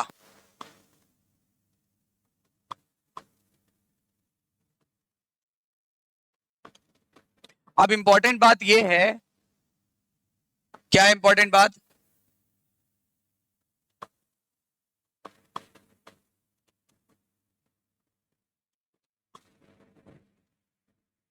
इंपॉर्टेंट बात यह है कि कैपिलरी में, कैपिलरी में एक तो कैपिलरी का सरफेस एरिया सबसे ज्यादा होता है, सरफेस एरिया मैक्सिमम होता है, ताकि ये चीजों को आसानी से एक्सचेंज कर सके। अगर इसका सरफेस एरिया ज्यादा नहीं होगा तो ये चीजों को आसानी से लेन देन नहीं कर सकती। यानी सरफेस एरिया कैसा होगा, मोर की लेस मोर होगा ना, तो सरफेस एरिया मैक्सिमम होता है, नंबर 1। नंबर 2 ये बात है कि यहां पर ट्यूनिका एक्सटर्ना नहीं होता, यहां पे ट्यूनिका इंटर वो मीडिया नहीं होता, केवल क्या होता है, ओनली ट्यूनिका इंटीमा प्रेजेंट। केवल और केवल क्या प्रेजेंट होता है, ट्यूनिका इंटीमा, मतलब यहां केवल एंडोथीलियम का बना होता है। पूछा गया है क्वेश्चन कई बार कि बताओ कैपिलरीज में सबसे बाहरी लेयर क्या कहलाती है। अब एक्सटर्ना तो है नहीं और मीडिया भी नहीं है, तो क्या कहलाएगी बताओ, ट्यूनिका इंटीमा। ट्यूनिका इंटीमा का दूसरा नाम एंडोथीलियम। तो उसमें बाहरी और अंदर क्या एक ही लेयर है, एक ही लेयर है ना उसमें, उसमें ट्यूनिका एक्सटर्ना नहीं है, उसमें व्हाइट वाली लेयर नहीं है, उसमें ये येलो वाली लेयर ही नहीं है, केवल ग्रीन वाली लेयर है। और ग्रीन वाली लेयर का नाम क्या है, इंटरना या इंटिमा, या उसी को क्या कह सकते हैं, एंडोथीलियम। तो कैपिलरीज में बाहर की 2 लेयर एब्सेंट होती है, क्योंकि उनको लेन देन करना है, उनको लेन देन करना है, और लेन देन करने में बाहर की 2 लेयर बाधा डालेंगी। और ऐसी कोई बाधा ना आए, इसके लिए क्या जरूरी है, इसके लिए जरूरी है कि बाहर की 2 लेयर को गायब कर दिया जाए। और सबसे ज्यादा सरफेस एरिया किसका होता है, कैपिलरी। सबसे ज्यादा सरफेस एरिया किसका होता है, और सबसे कम डायमीटर भी कैपिलरी का ही होता है। सबसे कम डायमीटर किसका होता है, कैपिलरी।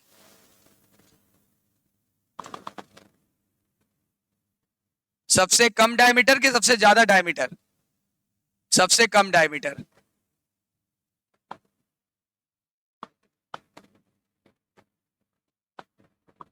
इतनी बातें क्लियर हैं, इतनी बातें सभी को क्लियर हो गई, कोई डाउट?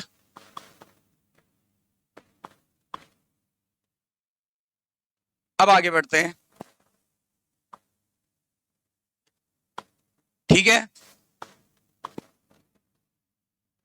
अब जरा देखो, आर्टरी और वेन में मेन अंतर क्या है।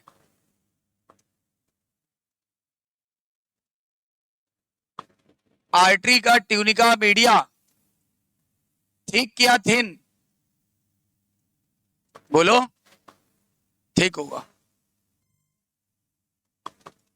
और इसका ट्यूनिका मीडिया कैसा होगा?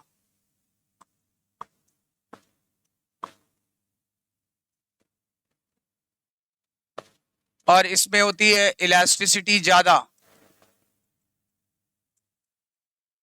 इसकी इलास्टिसिटी कम। इसकी जो वाल होती है, चूंकि ये मोटी है तो पूरी वाल भी कैसी होगी? ठीक होगी। भाई जब बीच वाली लेयर मोटी तो पूरी ओवर एंड ऑल भी तो मोटी होगी। ये देखो, इसकी वाल जो होती है वो कैसी होती है? थिन होती है। देखो बना के बताते हैं।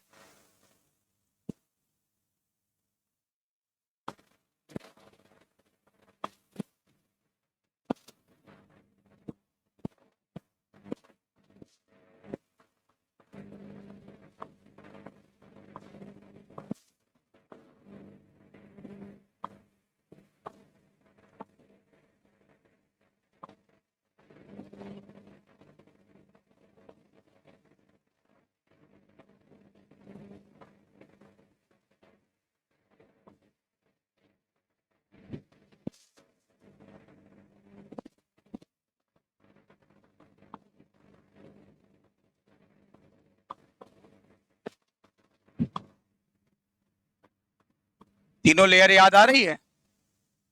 व्हाइट वाली ट्यूनिका एक्सटर्ना। अब जरा देखो, यहां पे भी बना देते हैं।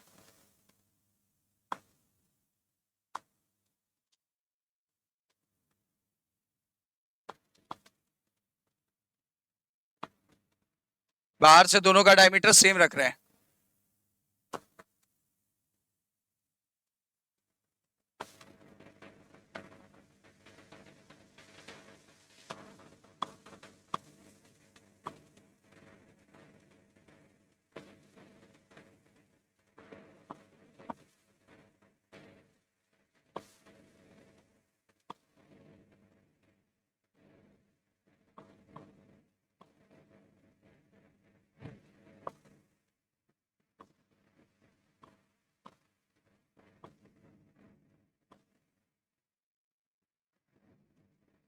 अब देखो, बाहर से दोनों का डायमीटर अगर सेम है तो देखो, इसका ये लेयर कैसा है? थिक।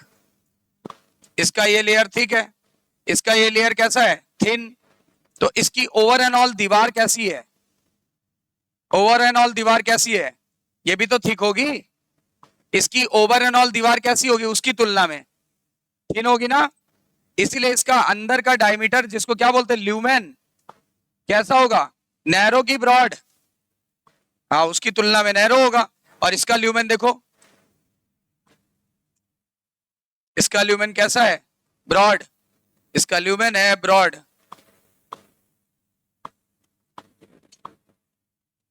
अच्छा, इसीलिए बताओ किसमें ज्यादा ब्लड होगा?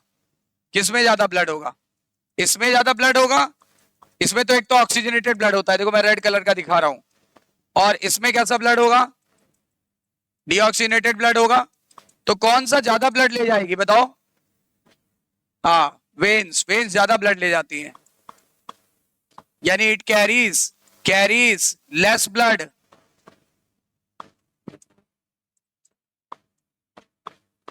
और इट कैरीज मोर ब्लड। समझ रहे हो ना?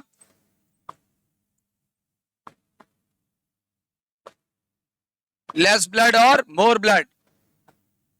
आर्टरी की मीडिया मोटी, दिख रहा है सब कुछ, और वेन की मीडिया पतली। आर्टरी की मोटी, वेन की पतली। इसकी इलास्टिसिटी ज्यादा, उसकी इलास्टिसिटी कम। इसकी जो वाल होती है वो थिक, इसकी जो वाल होती है थिन। साफ साफ दिख रहा है। बढ़े आगे।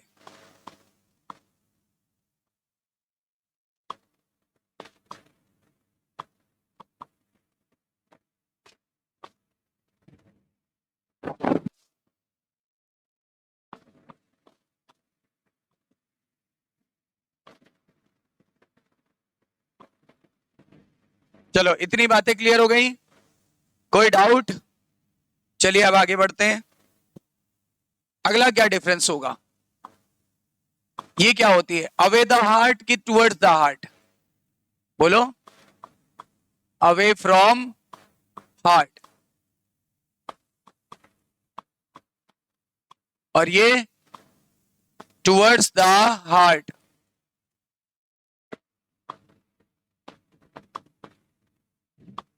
इसमें ब्लड प्रेशर इज हाई की लो, हाई, इसमें ब्लड प्रेशर होगा हाई, इसमें ब्लड प्रेशर इज लो, इसमें वाल्व्स एब्सेंट, और वी से वेन, वी से वाल्व्स प्रेजेंट। इसका अपवाद बता दोगे, इसका अपवाद है पल्मोनरी आर्टरी। पल्मोनरी आर्टरी में अपवाद क्यों है, क्योंकि इसमें डीऑक्सीनेटेड ब्लड है कि ऑक्सीजनेटेड, क्योंकि इसके अंदर डीऑक्सीनेटेड ब्लड है, इसके अंदर डीऑक्सीनेटेड ब्लड है। और इसका अपवाद क्या है, इसका अपवाद हो जाएगा, अपवाद यानी exception, pulmonary vein. Pulmonary vein ऐसी वेन है जिसमें कैसा ब्लड जा रहा होगा, ऑक्सीजनेटेड। Is that clear?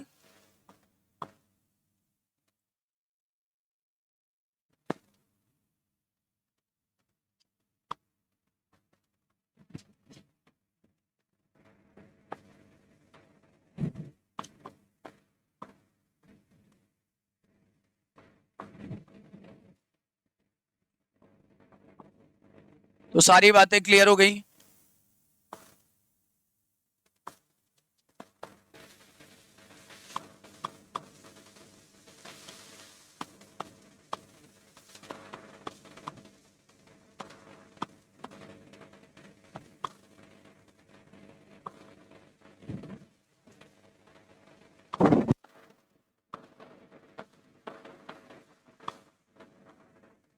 कोई डाउट तो नहीं, आगे बढ़ते हैं।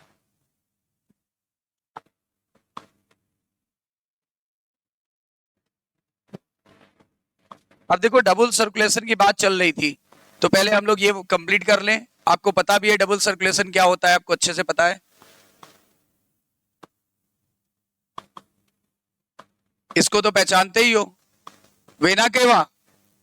ये क्या है, पल्मोनरी वेन। ये क्या है, ये क्या है, नाम लिख दीजिएगा, ये है वेना कावा,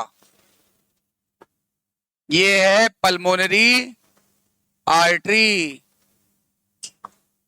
ये है पल्मोनरी वेन, ये होता है एरोटा। और ये बात भी बिल्कुल क्लियर है कि यहां से कैसा ब्लड आ रहा है, सॉरी डीऑक्सीनेटेड आएगा, ये बिल्कुल क्लियर है कि यहां से डीऑक्सीनेटेड ब्लड आएगा।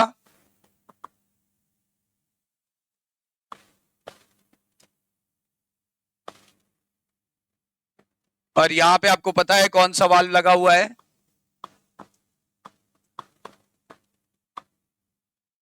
Semilunar, tricuspid, bicuspid, semilunar.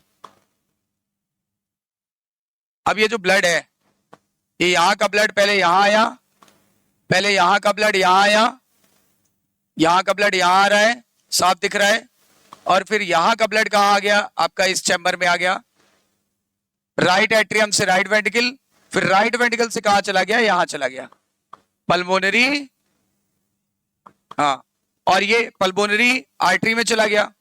Pulmonary artery कहां पे चली जाती है, याद करो, पल्मोनरी आर्टरी लंग्स में चली जाती है, पल्मोनरी आर्टरी लंग्स में चली गई। लंग्स ने इस डीऑक्सीनेटेड ब्लड को क्या किया, ऑक्सीजनेट कर देता है, बिल्कुल सही, लंग्स इस डीऑक्सीनेटेड ब्लड को ऑक्सीजनेट कर देता है, हमने पूरा चैप्टर पढ़ा है।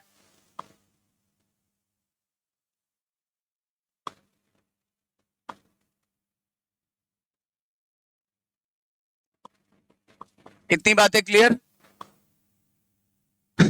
ये है लंग्स। अब लंग्स ने जब ऑक्सीजनेट कर दिया तो इस ब्लड को कहां भेजा, इस ब्लड को कहां भेजेगा? जो भी ऑक्सीजनेटेड ब्लड होता है वो हार्ट के अंदर वापस आएगा। कहां पे आएगा? पल्मोनरी वेन में, पल्मोनरी वेन में वापस आएगा। और जब ब्लड लंग से जाएगा तो कैसा हो चुका होगा? ऑक्सीजनेटेड। और ऑक्सीजनेटेड ब्लड का कलर कैसा होता है? रेड। तो ये रेड वाला ब्लड देखो यहां से होते हुए पल्मोनरी वेन में आ गया है ना, पल्मोनरी वेन में आ चुका है। और पल्मोनरी वेन कहां खुलेगी? पल्मोनरी वेन कहां खुली है? लेफ्ट वाले एट्रियम में। तो लेफ्ट वाले एट्रियम में ये ब्लड आ गया, लेफ्ट वाले एट्रियम में ये ब्लड आ गया। और जब ये लेफ्ट वाले एट्रियम में आ गया तो यहां से यहां आ जाएगा, और यहां से जब यहां आएगा तो इस जगह पे देखो पूरा ये भर जाएगा।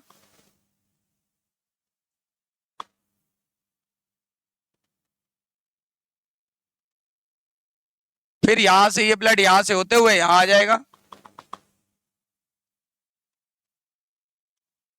अब यहां से होते हुए यहां आ जाएगा तो फिर कहां जाएगा? यहां से जाएगा, ये क्या एरोटा था ना,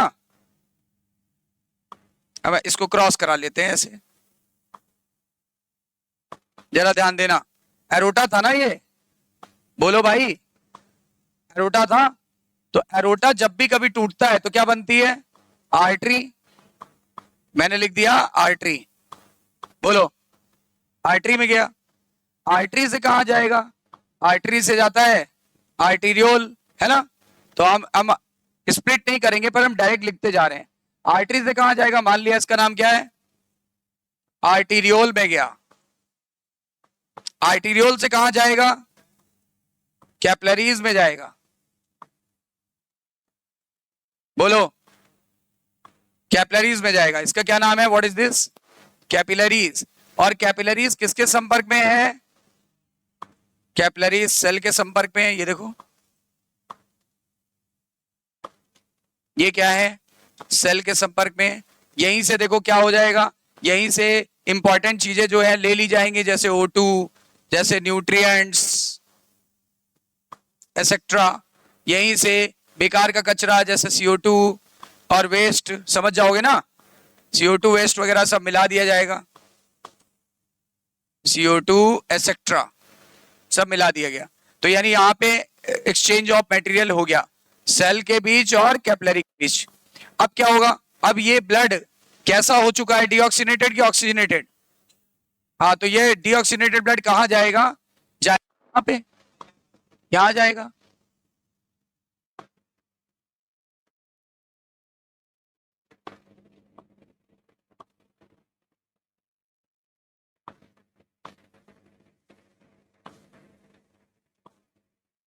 तो पहले ये ब्लड अभी तक कैसा था जब यहां से चला था?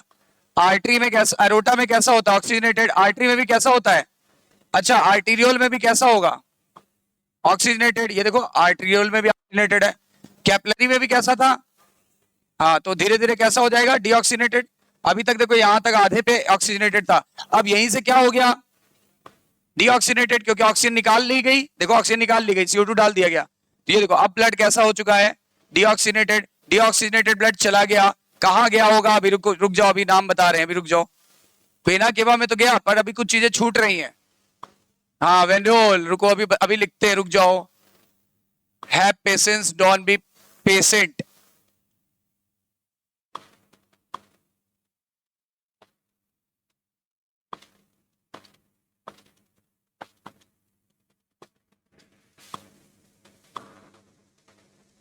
समझे? अब जरा नाम लिख लो, बताओ इसका क्या नाम है? जैसे ये आर्टीरियोल था, ये कैपिलरी थी, इसका क्या नाम है? वेन्यूल।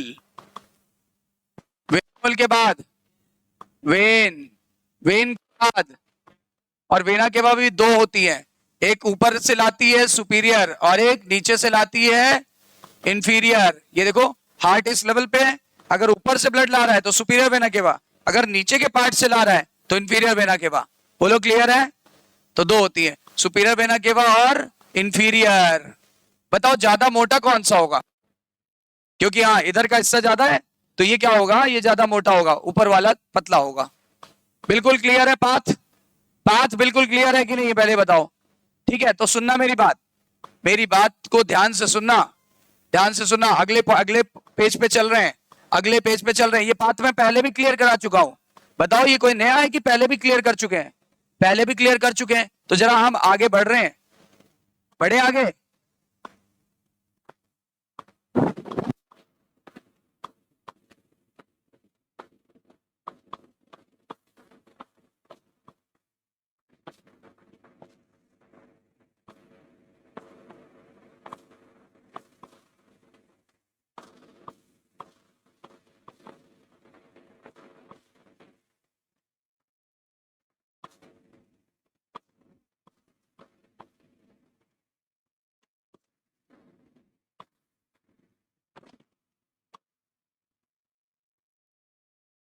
चलो, डबल सर्कुलेशन समझ में आ रहा है? दो तरह का सर्कुलेशन हो रहा है कि नहीं हो रहा है? अब आओ जरा देखते हैं कैसे, कहां से चला ये डबल सर्कुलेशन, क्यों कहे इसे। देखो याद करो, यहां से ध्यान दो, पहले यहां से ध्यान दो, इस जगह से पहले ध्यान देना। पंपिंग, आपको कोई भी हार्ट का पाथ क्लियर करना है तो पंपिंग से करोगे कि रिसीविंग से? पंपिंग से, क्योंकि हार्ट का काम है पंप करना, हार्ट का काम है चीजों को पंप करना, तो पंपिंग से स्टार्ट करना। तो चलो, या तो आप ब्लू कलर से स्टार्ट करो या तो रेड से, बताओ कहां से किया जाए। ब्लू से करो। ये क्या है? चैम्बर का नाम, राइट वेंट्रिकल, राइट वेंट्रिकल, दाहिना निलय। राइट वेंट्रिकल से डीऑक्सीनेटेड ब्लड कहां आया? अरे लंग्स में नहीं, पहले ये देखो ना, पल्मोनरी आर्टरी, पल्मोनरी आर्टरी से कहां आया? लंग्स से कहां आया? ये क्या था? ये पल्मोनरी वेन्स से कहां आया? हाँ, एक तो पाथवे ये हो गया, एक पाथवे ये हो गया, एक सर्किट ये हो गया, एक सर्किट ये हो गया। दो सर्किट है, सिंगल सर्किट की डबल सर्किट? डबल सर्किट है, तो एक सर्किट तो कंप्लीट हो गया। जरा एक बार फिर से क्लियर कराओ। Deoxygenated blood from right atrium, right ventricle comes in pulmonary artery से, लंग्स ने डीऑक्सीनेट को क्या कर दिया और कहां भेज? पल्मोनरी वेन, पल्मोनरी वेन से कहां रिसीव हो गया? इस पाथवे को बोलते हैं पल्मोनरी पाथवे, क्योंकि किसी बीच में क्या आ गया? लंग्स के लिए क्या वर्ड यूज करते हैं? Pulmonary. This pathway is known as pulmonary pathway, pulmonary pathway. तो एक सर्किट ये तैयार हो गया जो डीऑक्सीनेटेड को क्या कर रहा है। और जरा दूसरा देखो, यहां से रेड वाला देखो, ये क्या है? लेफ्ट वेंट्रिकल से कहां आया? एरोटा से कहां आया? आर्टरी से कहां आया? आर्टेरियोल से कहां आया? कैपिलरी से एक्सचेंज हो गया किसके किसके बीच? सेल के बीच में। तो ये जो डीऑक्सीनेटेड ब्लड था, सॉरी ऑक्सीनेटेड जो ब्लड था वो कैसा हो गया? अब ये डीऑक्सीनेटेड ब्लड कहां गया? वेन्यूल से कहां गया? वेन कहां गया? वेना कावा से कहां रिसीव हो गया? राइट, राइट, राइट बोलो क्या? एट्रियम। तो बताओ, यहां से लेके इस पूरे पाथवे को हम एक और नाम दे देते हैं, इसे बोल देते हैं सिस्टेमिक सर्कुलेशन, सिस्टेमिक सर्कुलेशन। तो how many circulation is present here? दो तरह का है, पहला पल्मोनरी, दूसरा, तो बताओ एक सर्किट की दो सर्किट? हो गया double circulation. Is that clear? देखो मैं लिखा भी देता हूं, देखो पहले मैं बता रहा हूं, डबल सर्कुलेशन का मतलब होता है, डबल सर्कुलेशन का मतलब होता है दो चीजें। एक होता है पल्मोनरी सर्कुलेशन और एक होता है सिस्टेमिक सर्कुलेशन।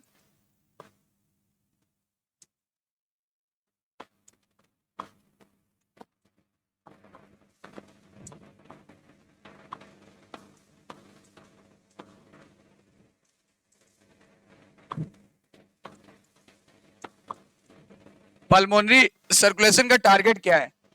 डीऑक्सीनेटेड को क्या कर देना?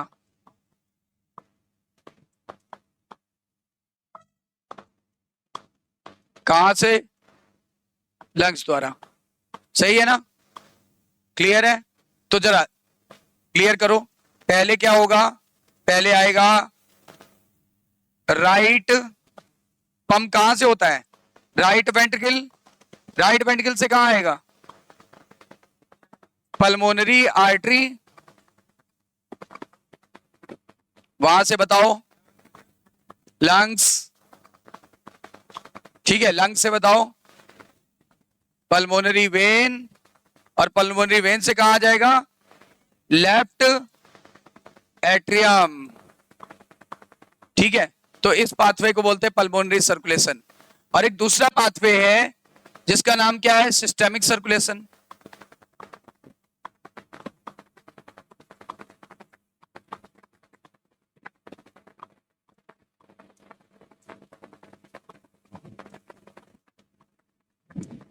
क्या करेगा ये, ऑक्सीजनेटेड को क्या कर देगा,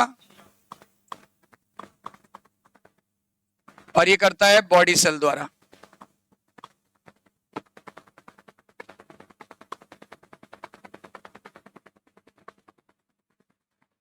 बॉडी सेल्स ऑक्सीजनेटेड को क्या कर देती हैं, डीऑक्सीजनेटेड, क्योंकि ऑक्सीजन ले लेती हैं और CO2 छोड़ देती हैं। बताओ ये कहां से स्टार्ट होगा, लेफ्ट वेंट्रिकल, फिर बोलो एरोटा, बिल्कुल सही है। एरोटा से बोलिए आर्टरी, आर्टरी, फिर बोलिए आर्टीरियोल, फिर बोलिए कैपिलरी, और कैपिलरी के साथ एक्सचेंज हो जाएगा सेल्स में। तो अब ब्लड हो गया डीऑक्सीनेटेड। अब बताओ ये कहां पहुंचा, वेन्यूल,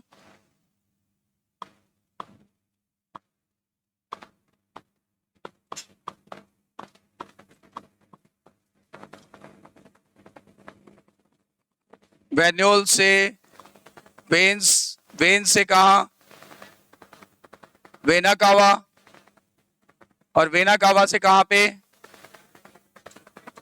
राइट एट्रियम, ठीक है ना। तो इस पाथवे को हमने बोल दिया सिस्टेमिक सर्कुलेशन। सिस्टेमिक सर्कुलेशन दोनों को मिला के डबल सर्कुलेशन, दोनों को मिला के डबल सर्कुलेशन। और फिगर ये साफ दिख रहा है, फिगर ये दिख रहा है, पाथवे ये दिख रहा है, जो फिगर में है वही पाथवे में है, दोनों एक ही चीज है।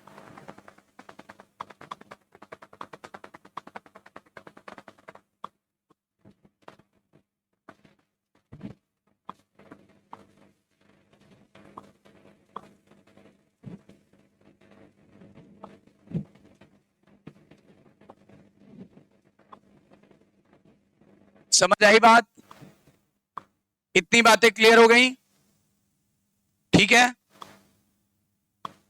अब आइए एक बार एनसीईआरटी से देखें डबल सर्कुलेशन को।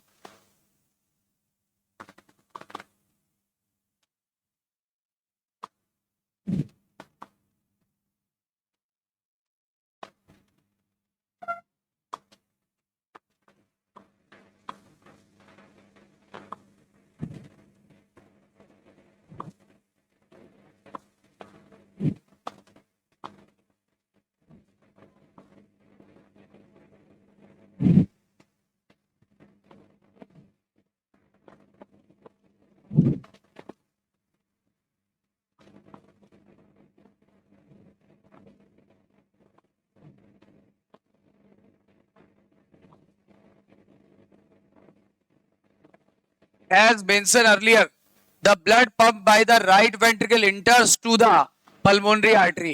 कह रहा है जो राइट वेंट्रिकल का ब्लड है पल्मोनरी आर्टरी में आता है, अभी हमने पढ़ा।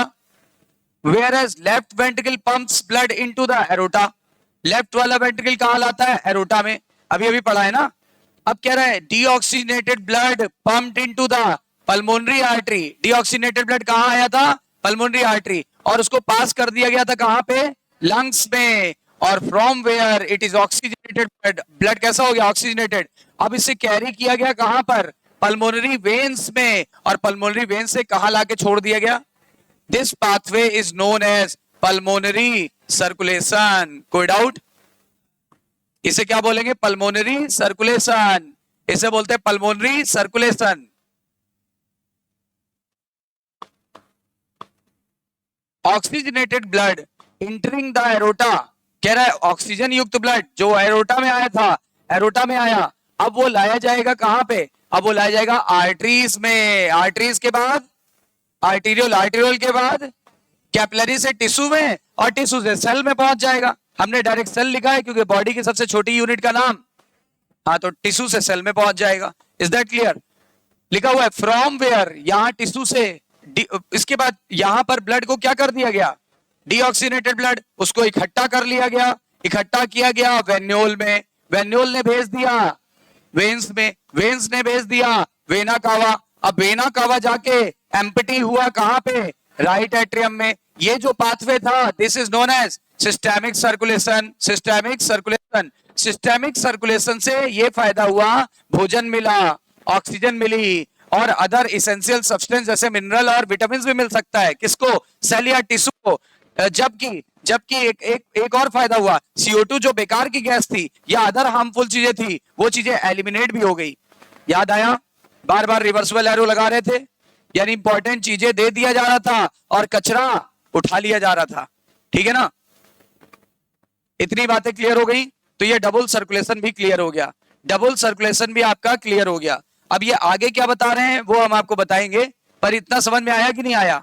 तो आज हम लोग ने क्या क्या पढ़ा, एक फास्ट रिवीजन कर लेते हैं। हमने बताया ECG, ECG का पूरा नाम इलेक्ट्रोकार्डियोग्राम, ठीक है। अगर ग्राम बोलते हो तो क्या, ग्राफ है, और अगर ग्राफ बोलते हो तो क्या, मशीन का नाम है, उससे आवाज आती है ना, पीप पीप पीप, और किस तरह के पेशेंट से आवाज आती है, कार्डियक अरेस्ट वाले से।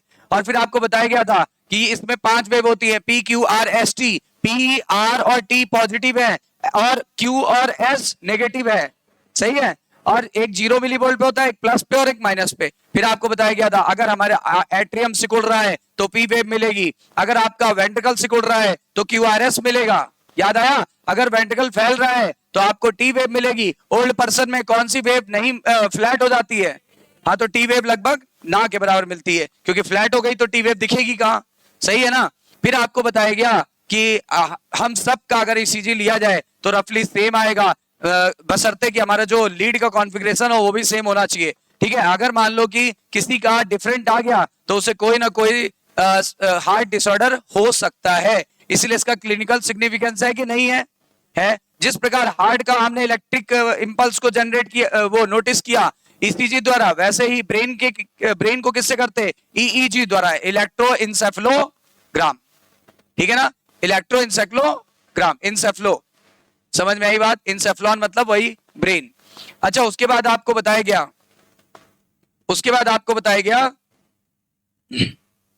कि जो ECG है उसमें हम लोग हार्ट बीट भी निकाल सकते हैं by counting the number of QRS complex in specific time, ठीक है ना। We can identify the number of heart beat of the individual. याद आया कुछ।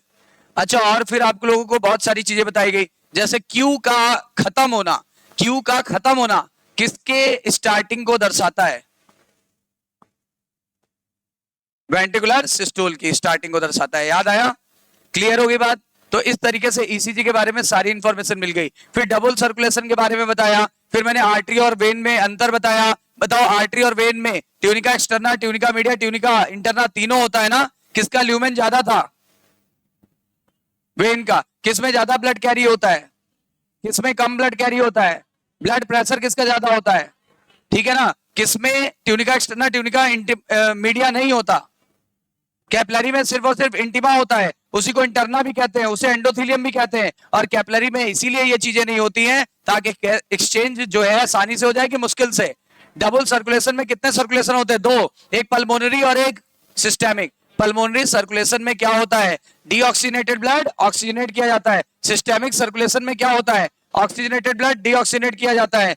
राइट वेंट्रिकल से पल्मोनरी आर्टरी में आएगा, पल्मोनरी आर्टरी से लंग्स में, लंग्स से पल्मोनरी वेन में, पल्मोनरी वेन से लेफ्ट एट्रियम में। तो ये हो गया पल्मोनरी सर्कुलेशन। सिस्टेमिक सर्कुलेशन में क्या होगा, पहले लेफ्ट वेंट्रिकल से ब्लड आएगा एरोटा में, एरोटा से आर्टरी में, आर्टरी से आर्ट्रियोल में, आर्ट्रियोल से कैपिलरी में, कैपिलरी से वेन्यूल में, वेन्यूल से वेन में, वेन से वेना कावा में, वेना कावा से राइट एट्रियम में। इस प्रकार दोनों पाथवे को मिला के हम लोग बोलते हैं डबल सर्कुलेशन या डबल सर्किट। समझ में आई बात, इतनी बातें क्लियर हो गई। तो कल हम लोगों का इसका लास्ट लेक्चर होगा जिसमें हम पढ़ेंगे हार्ट डिजीजेस के बारे में, और जो छोटे मोटे पॉइंट्स रह गए उसके बारे में पढ़ेंगे, हार्ट रेगुलेशन के बारे में पढ़ेंगे, हार्ट डिजीजेस के बारे में पढ़ेंगे। कल होगा इसका आखिरी लेक्चर, राइट।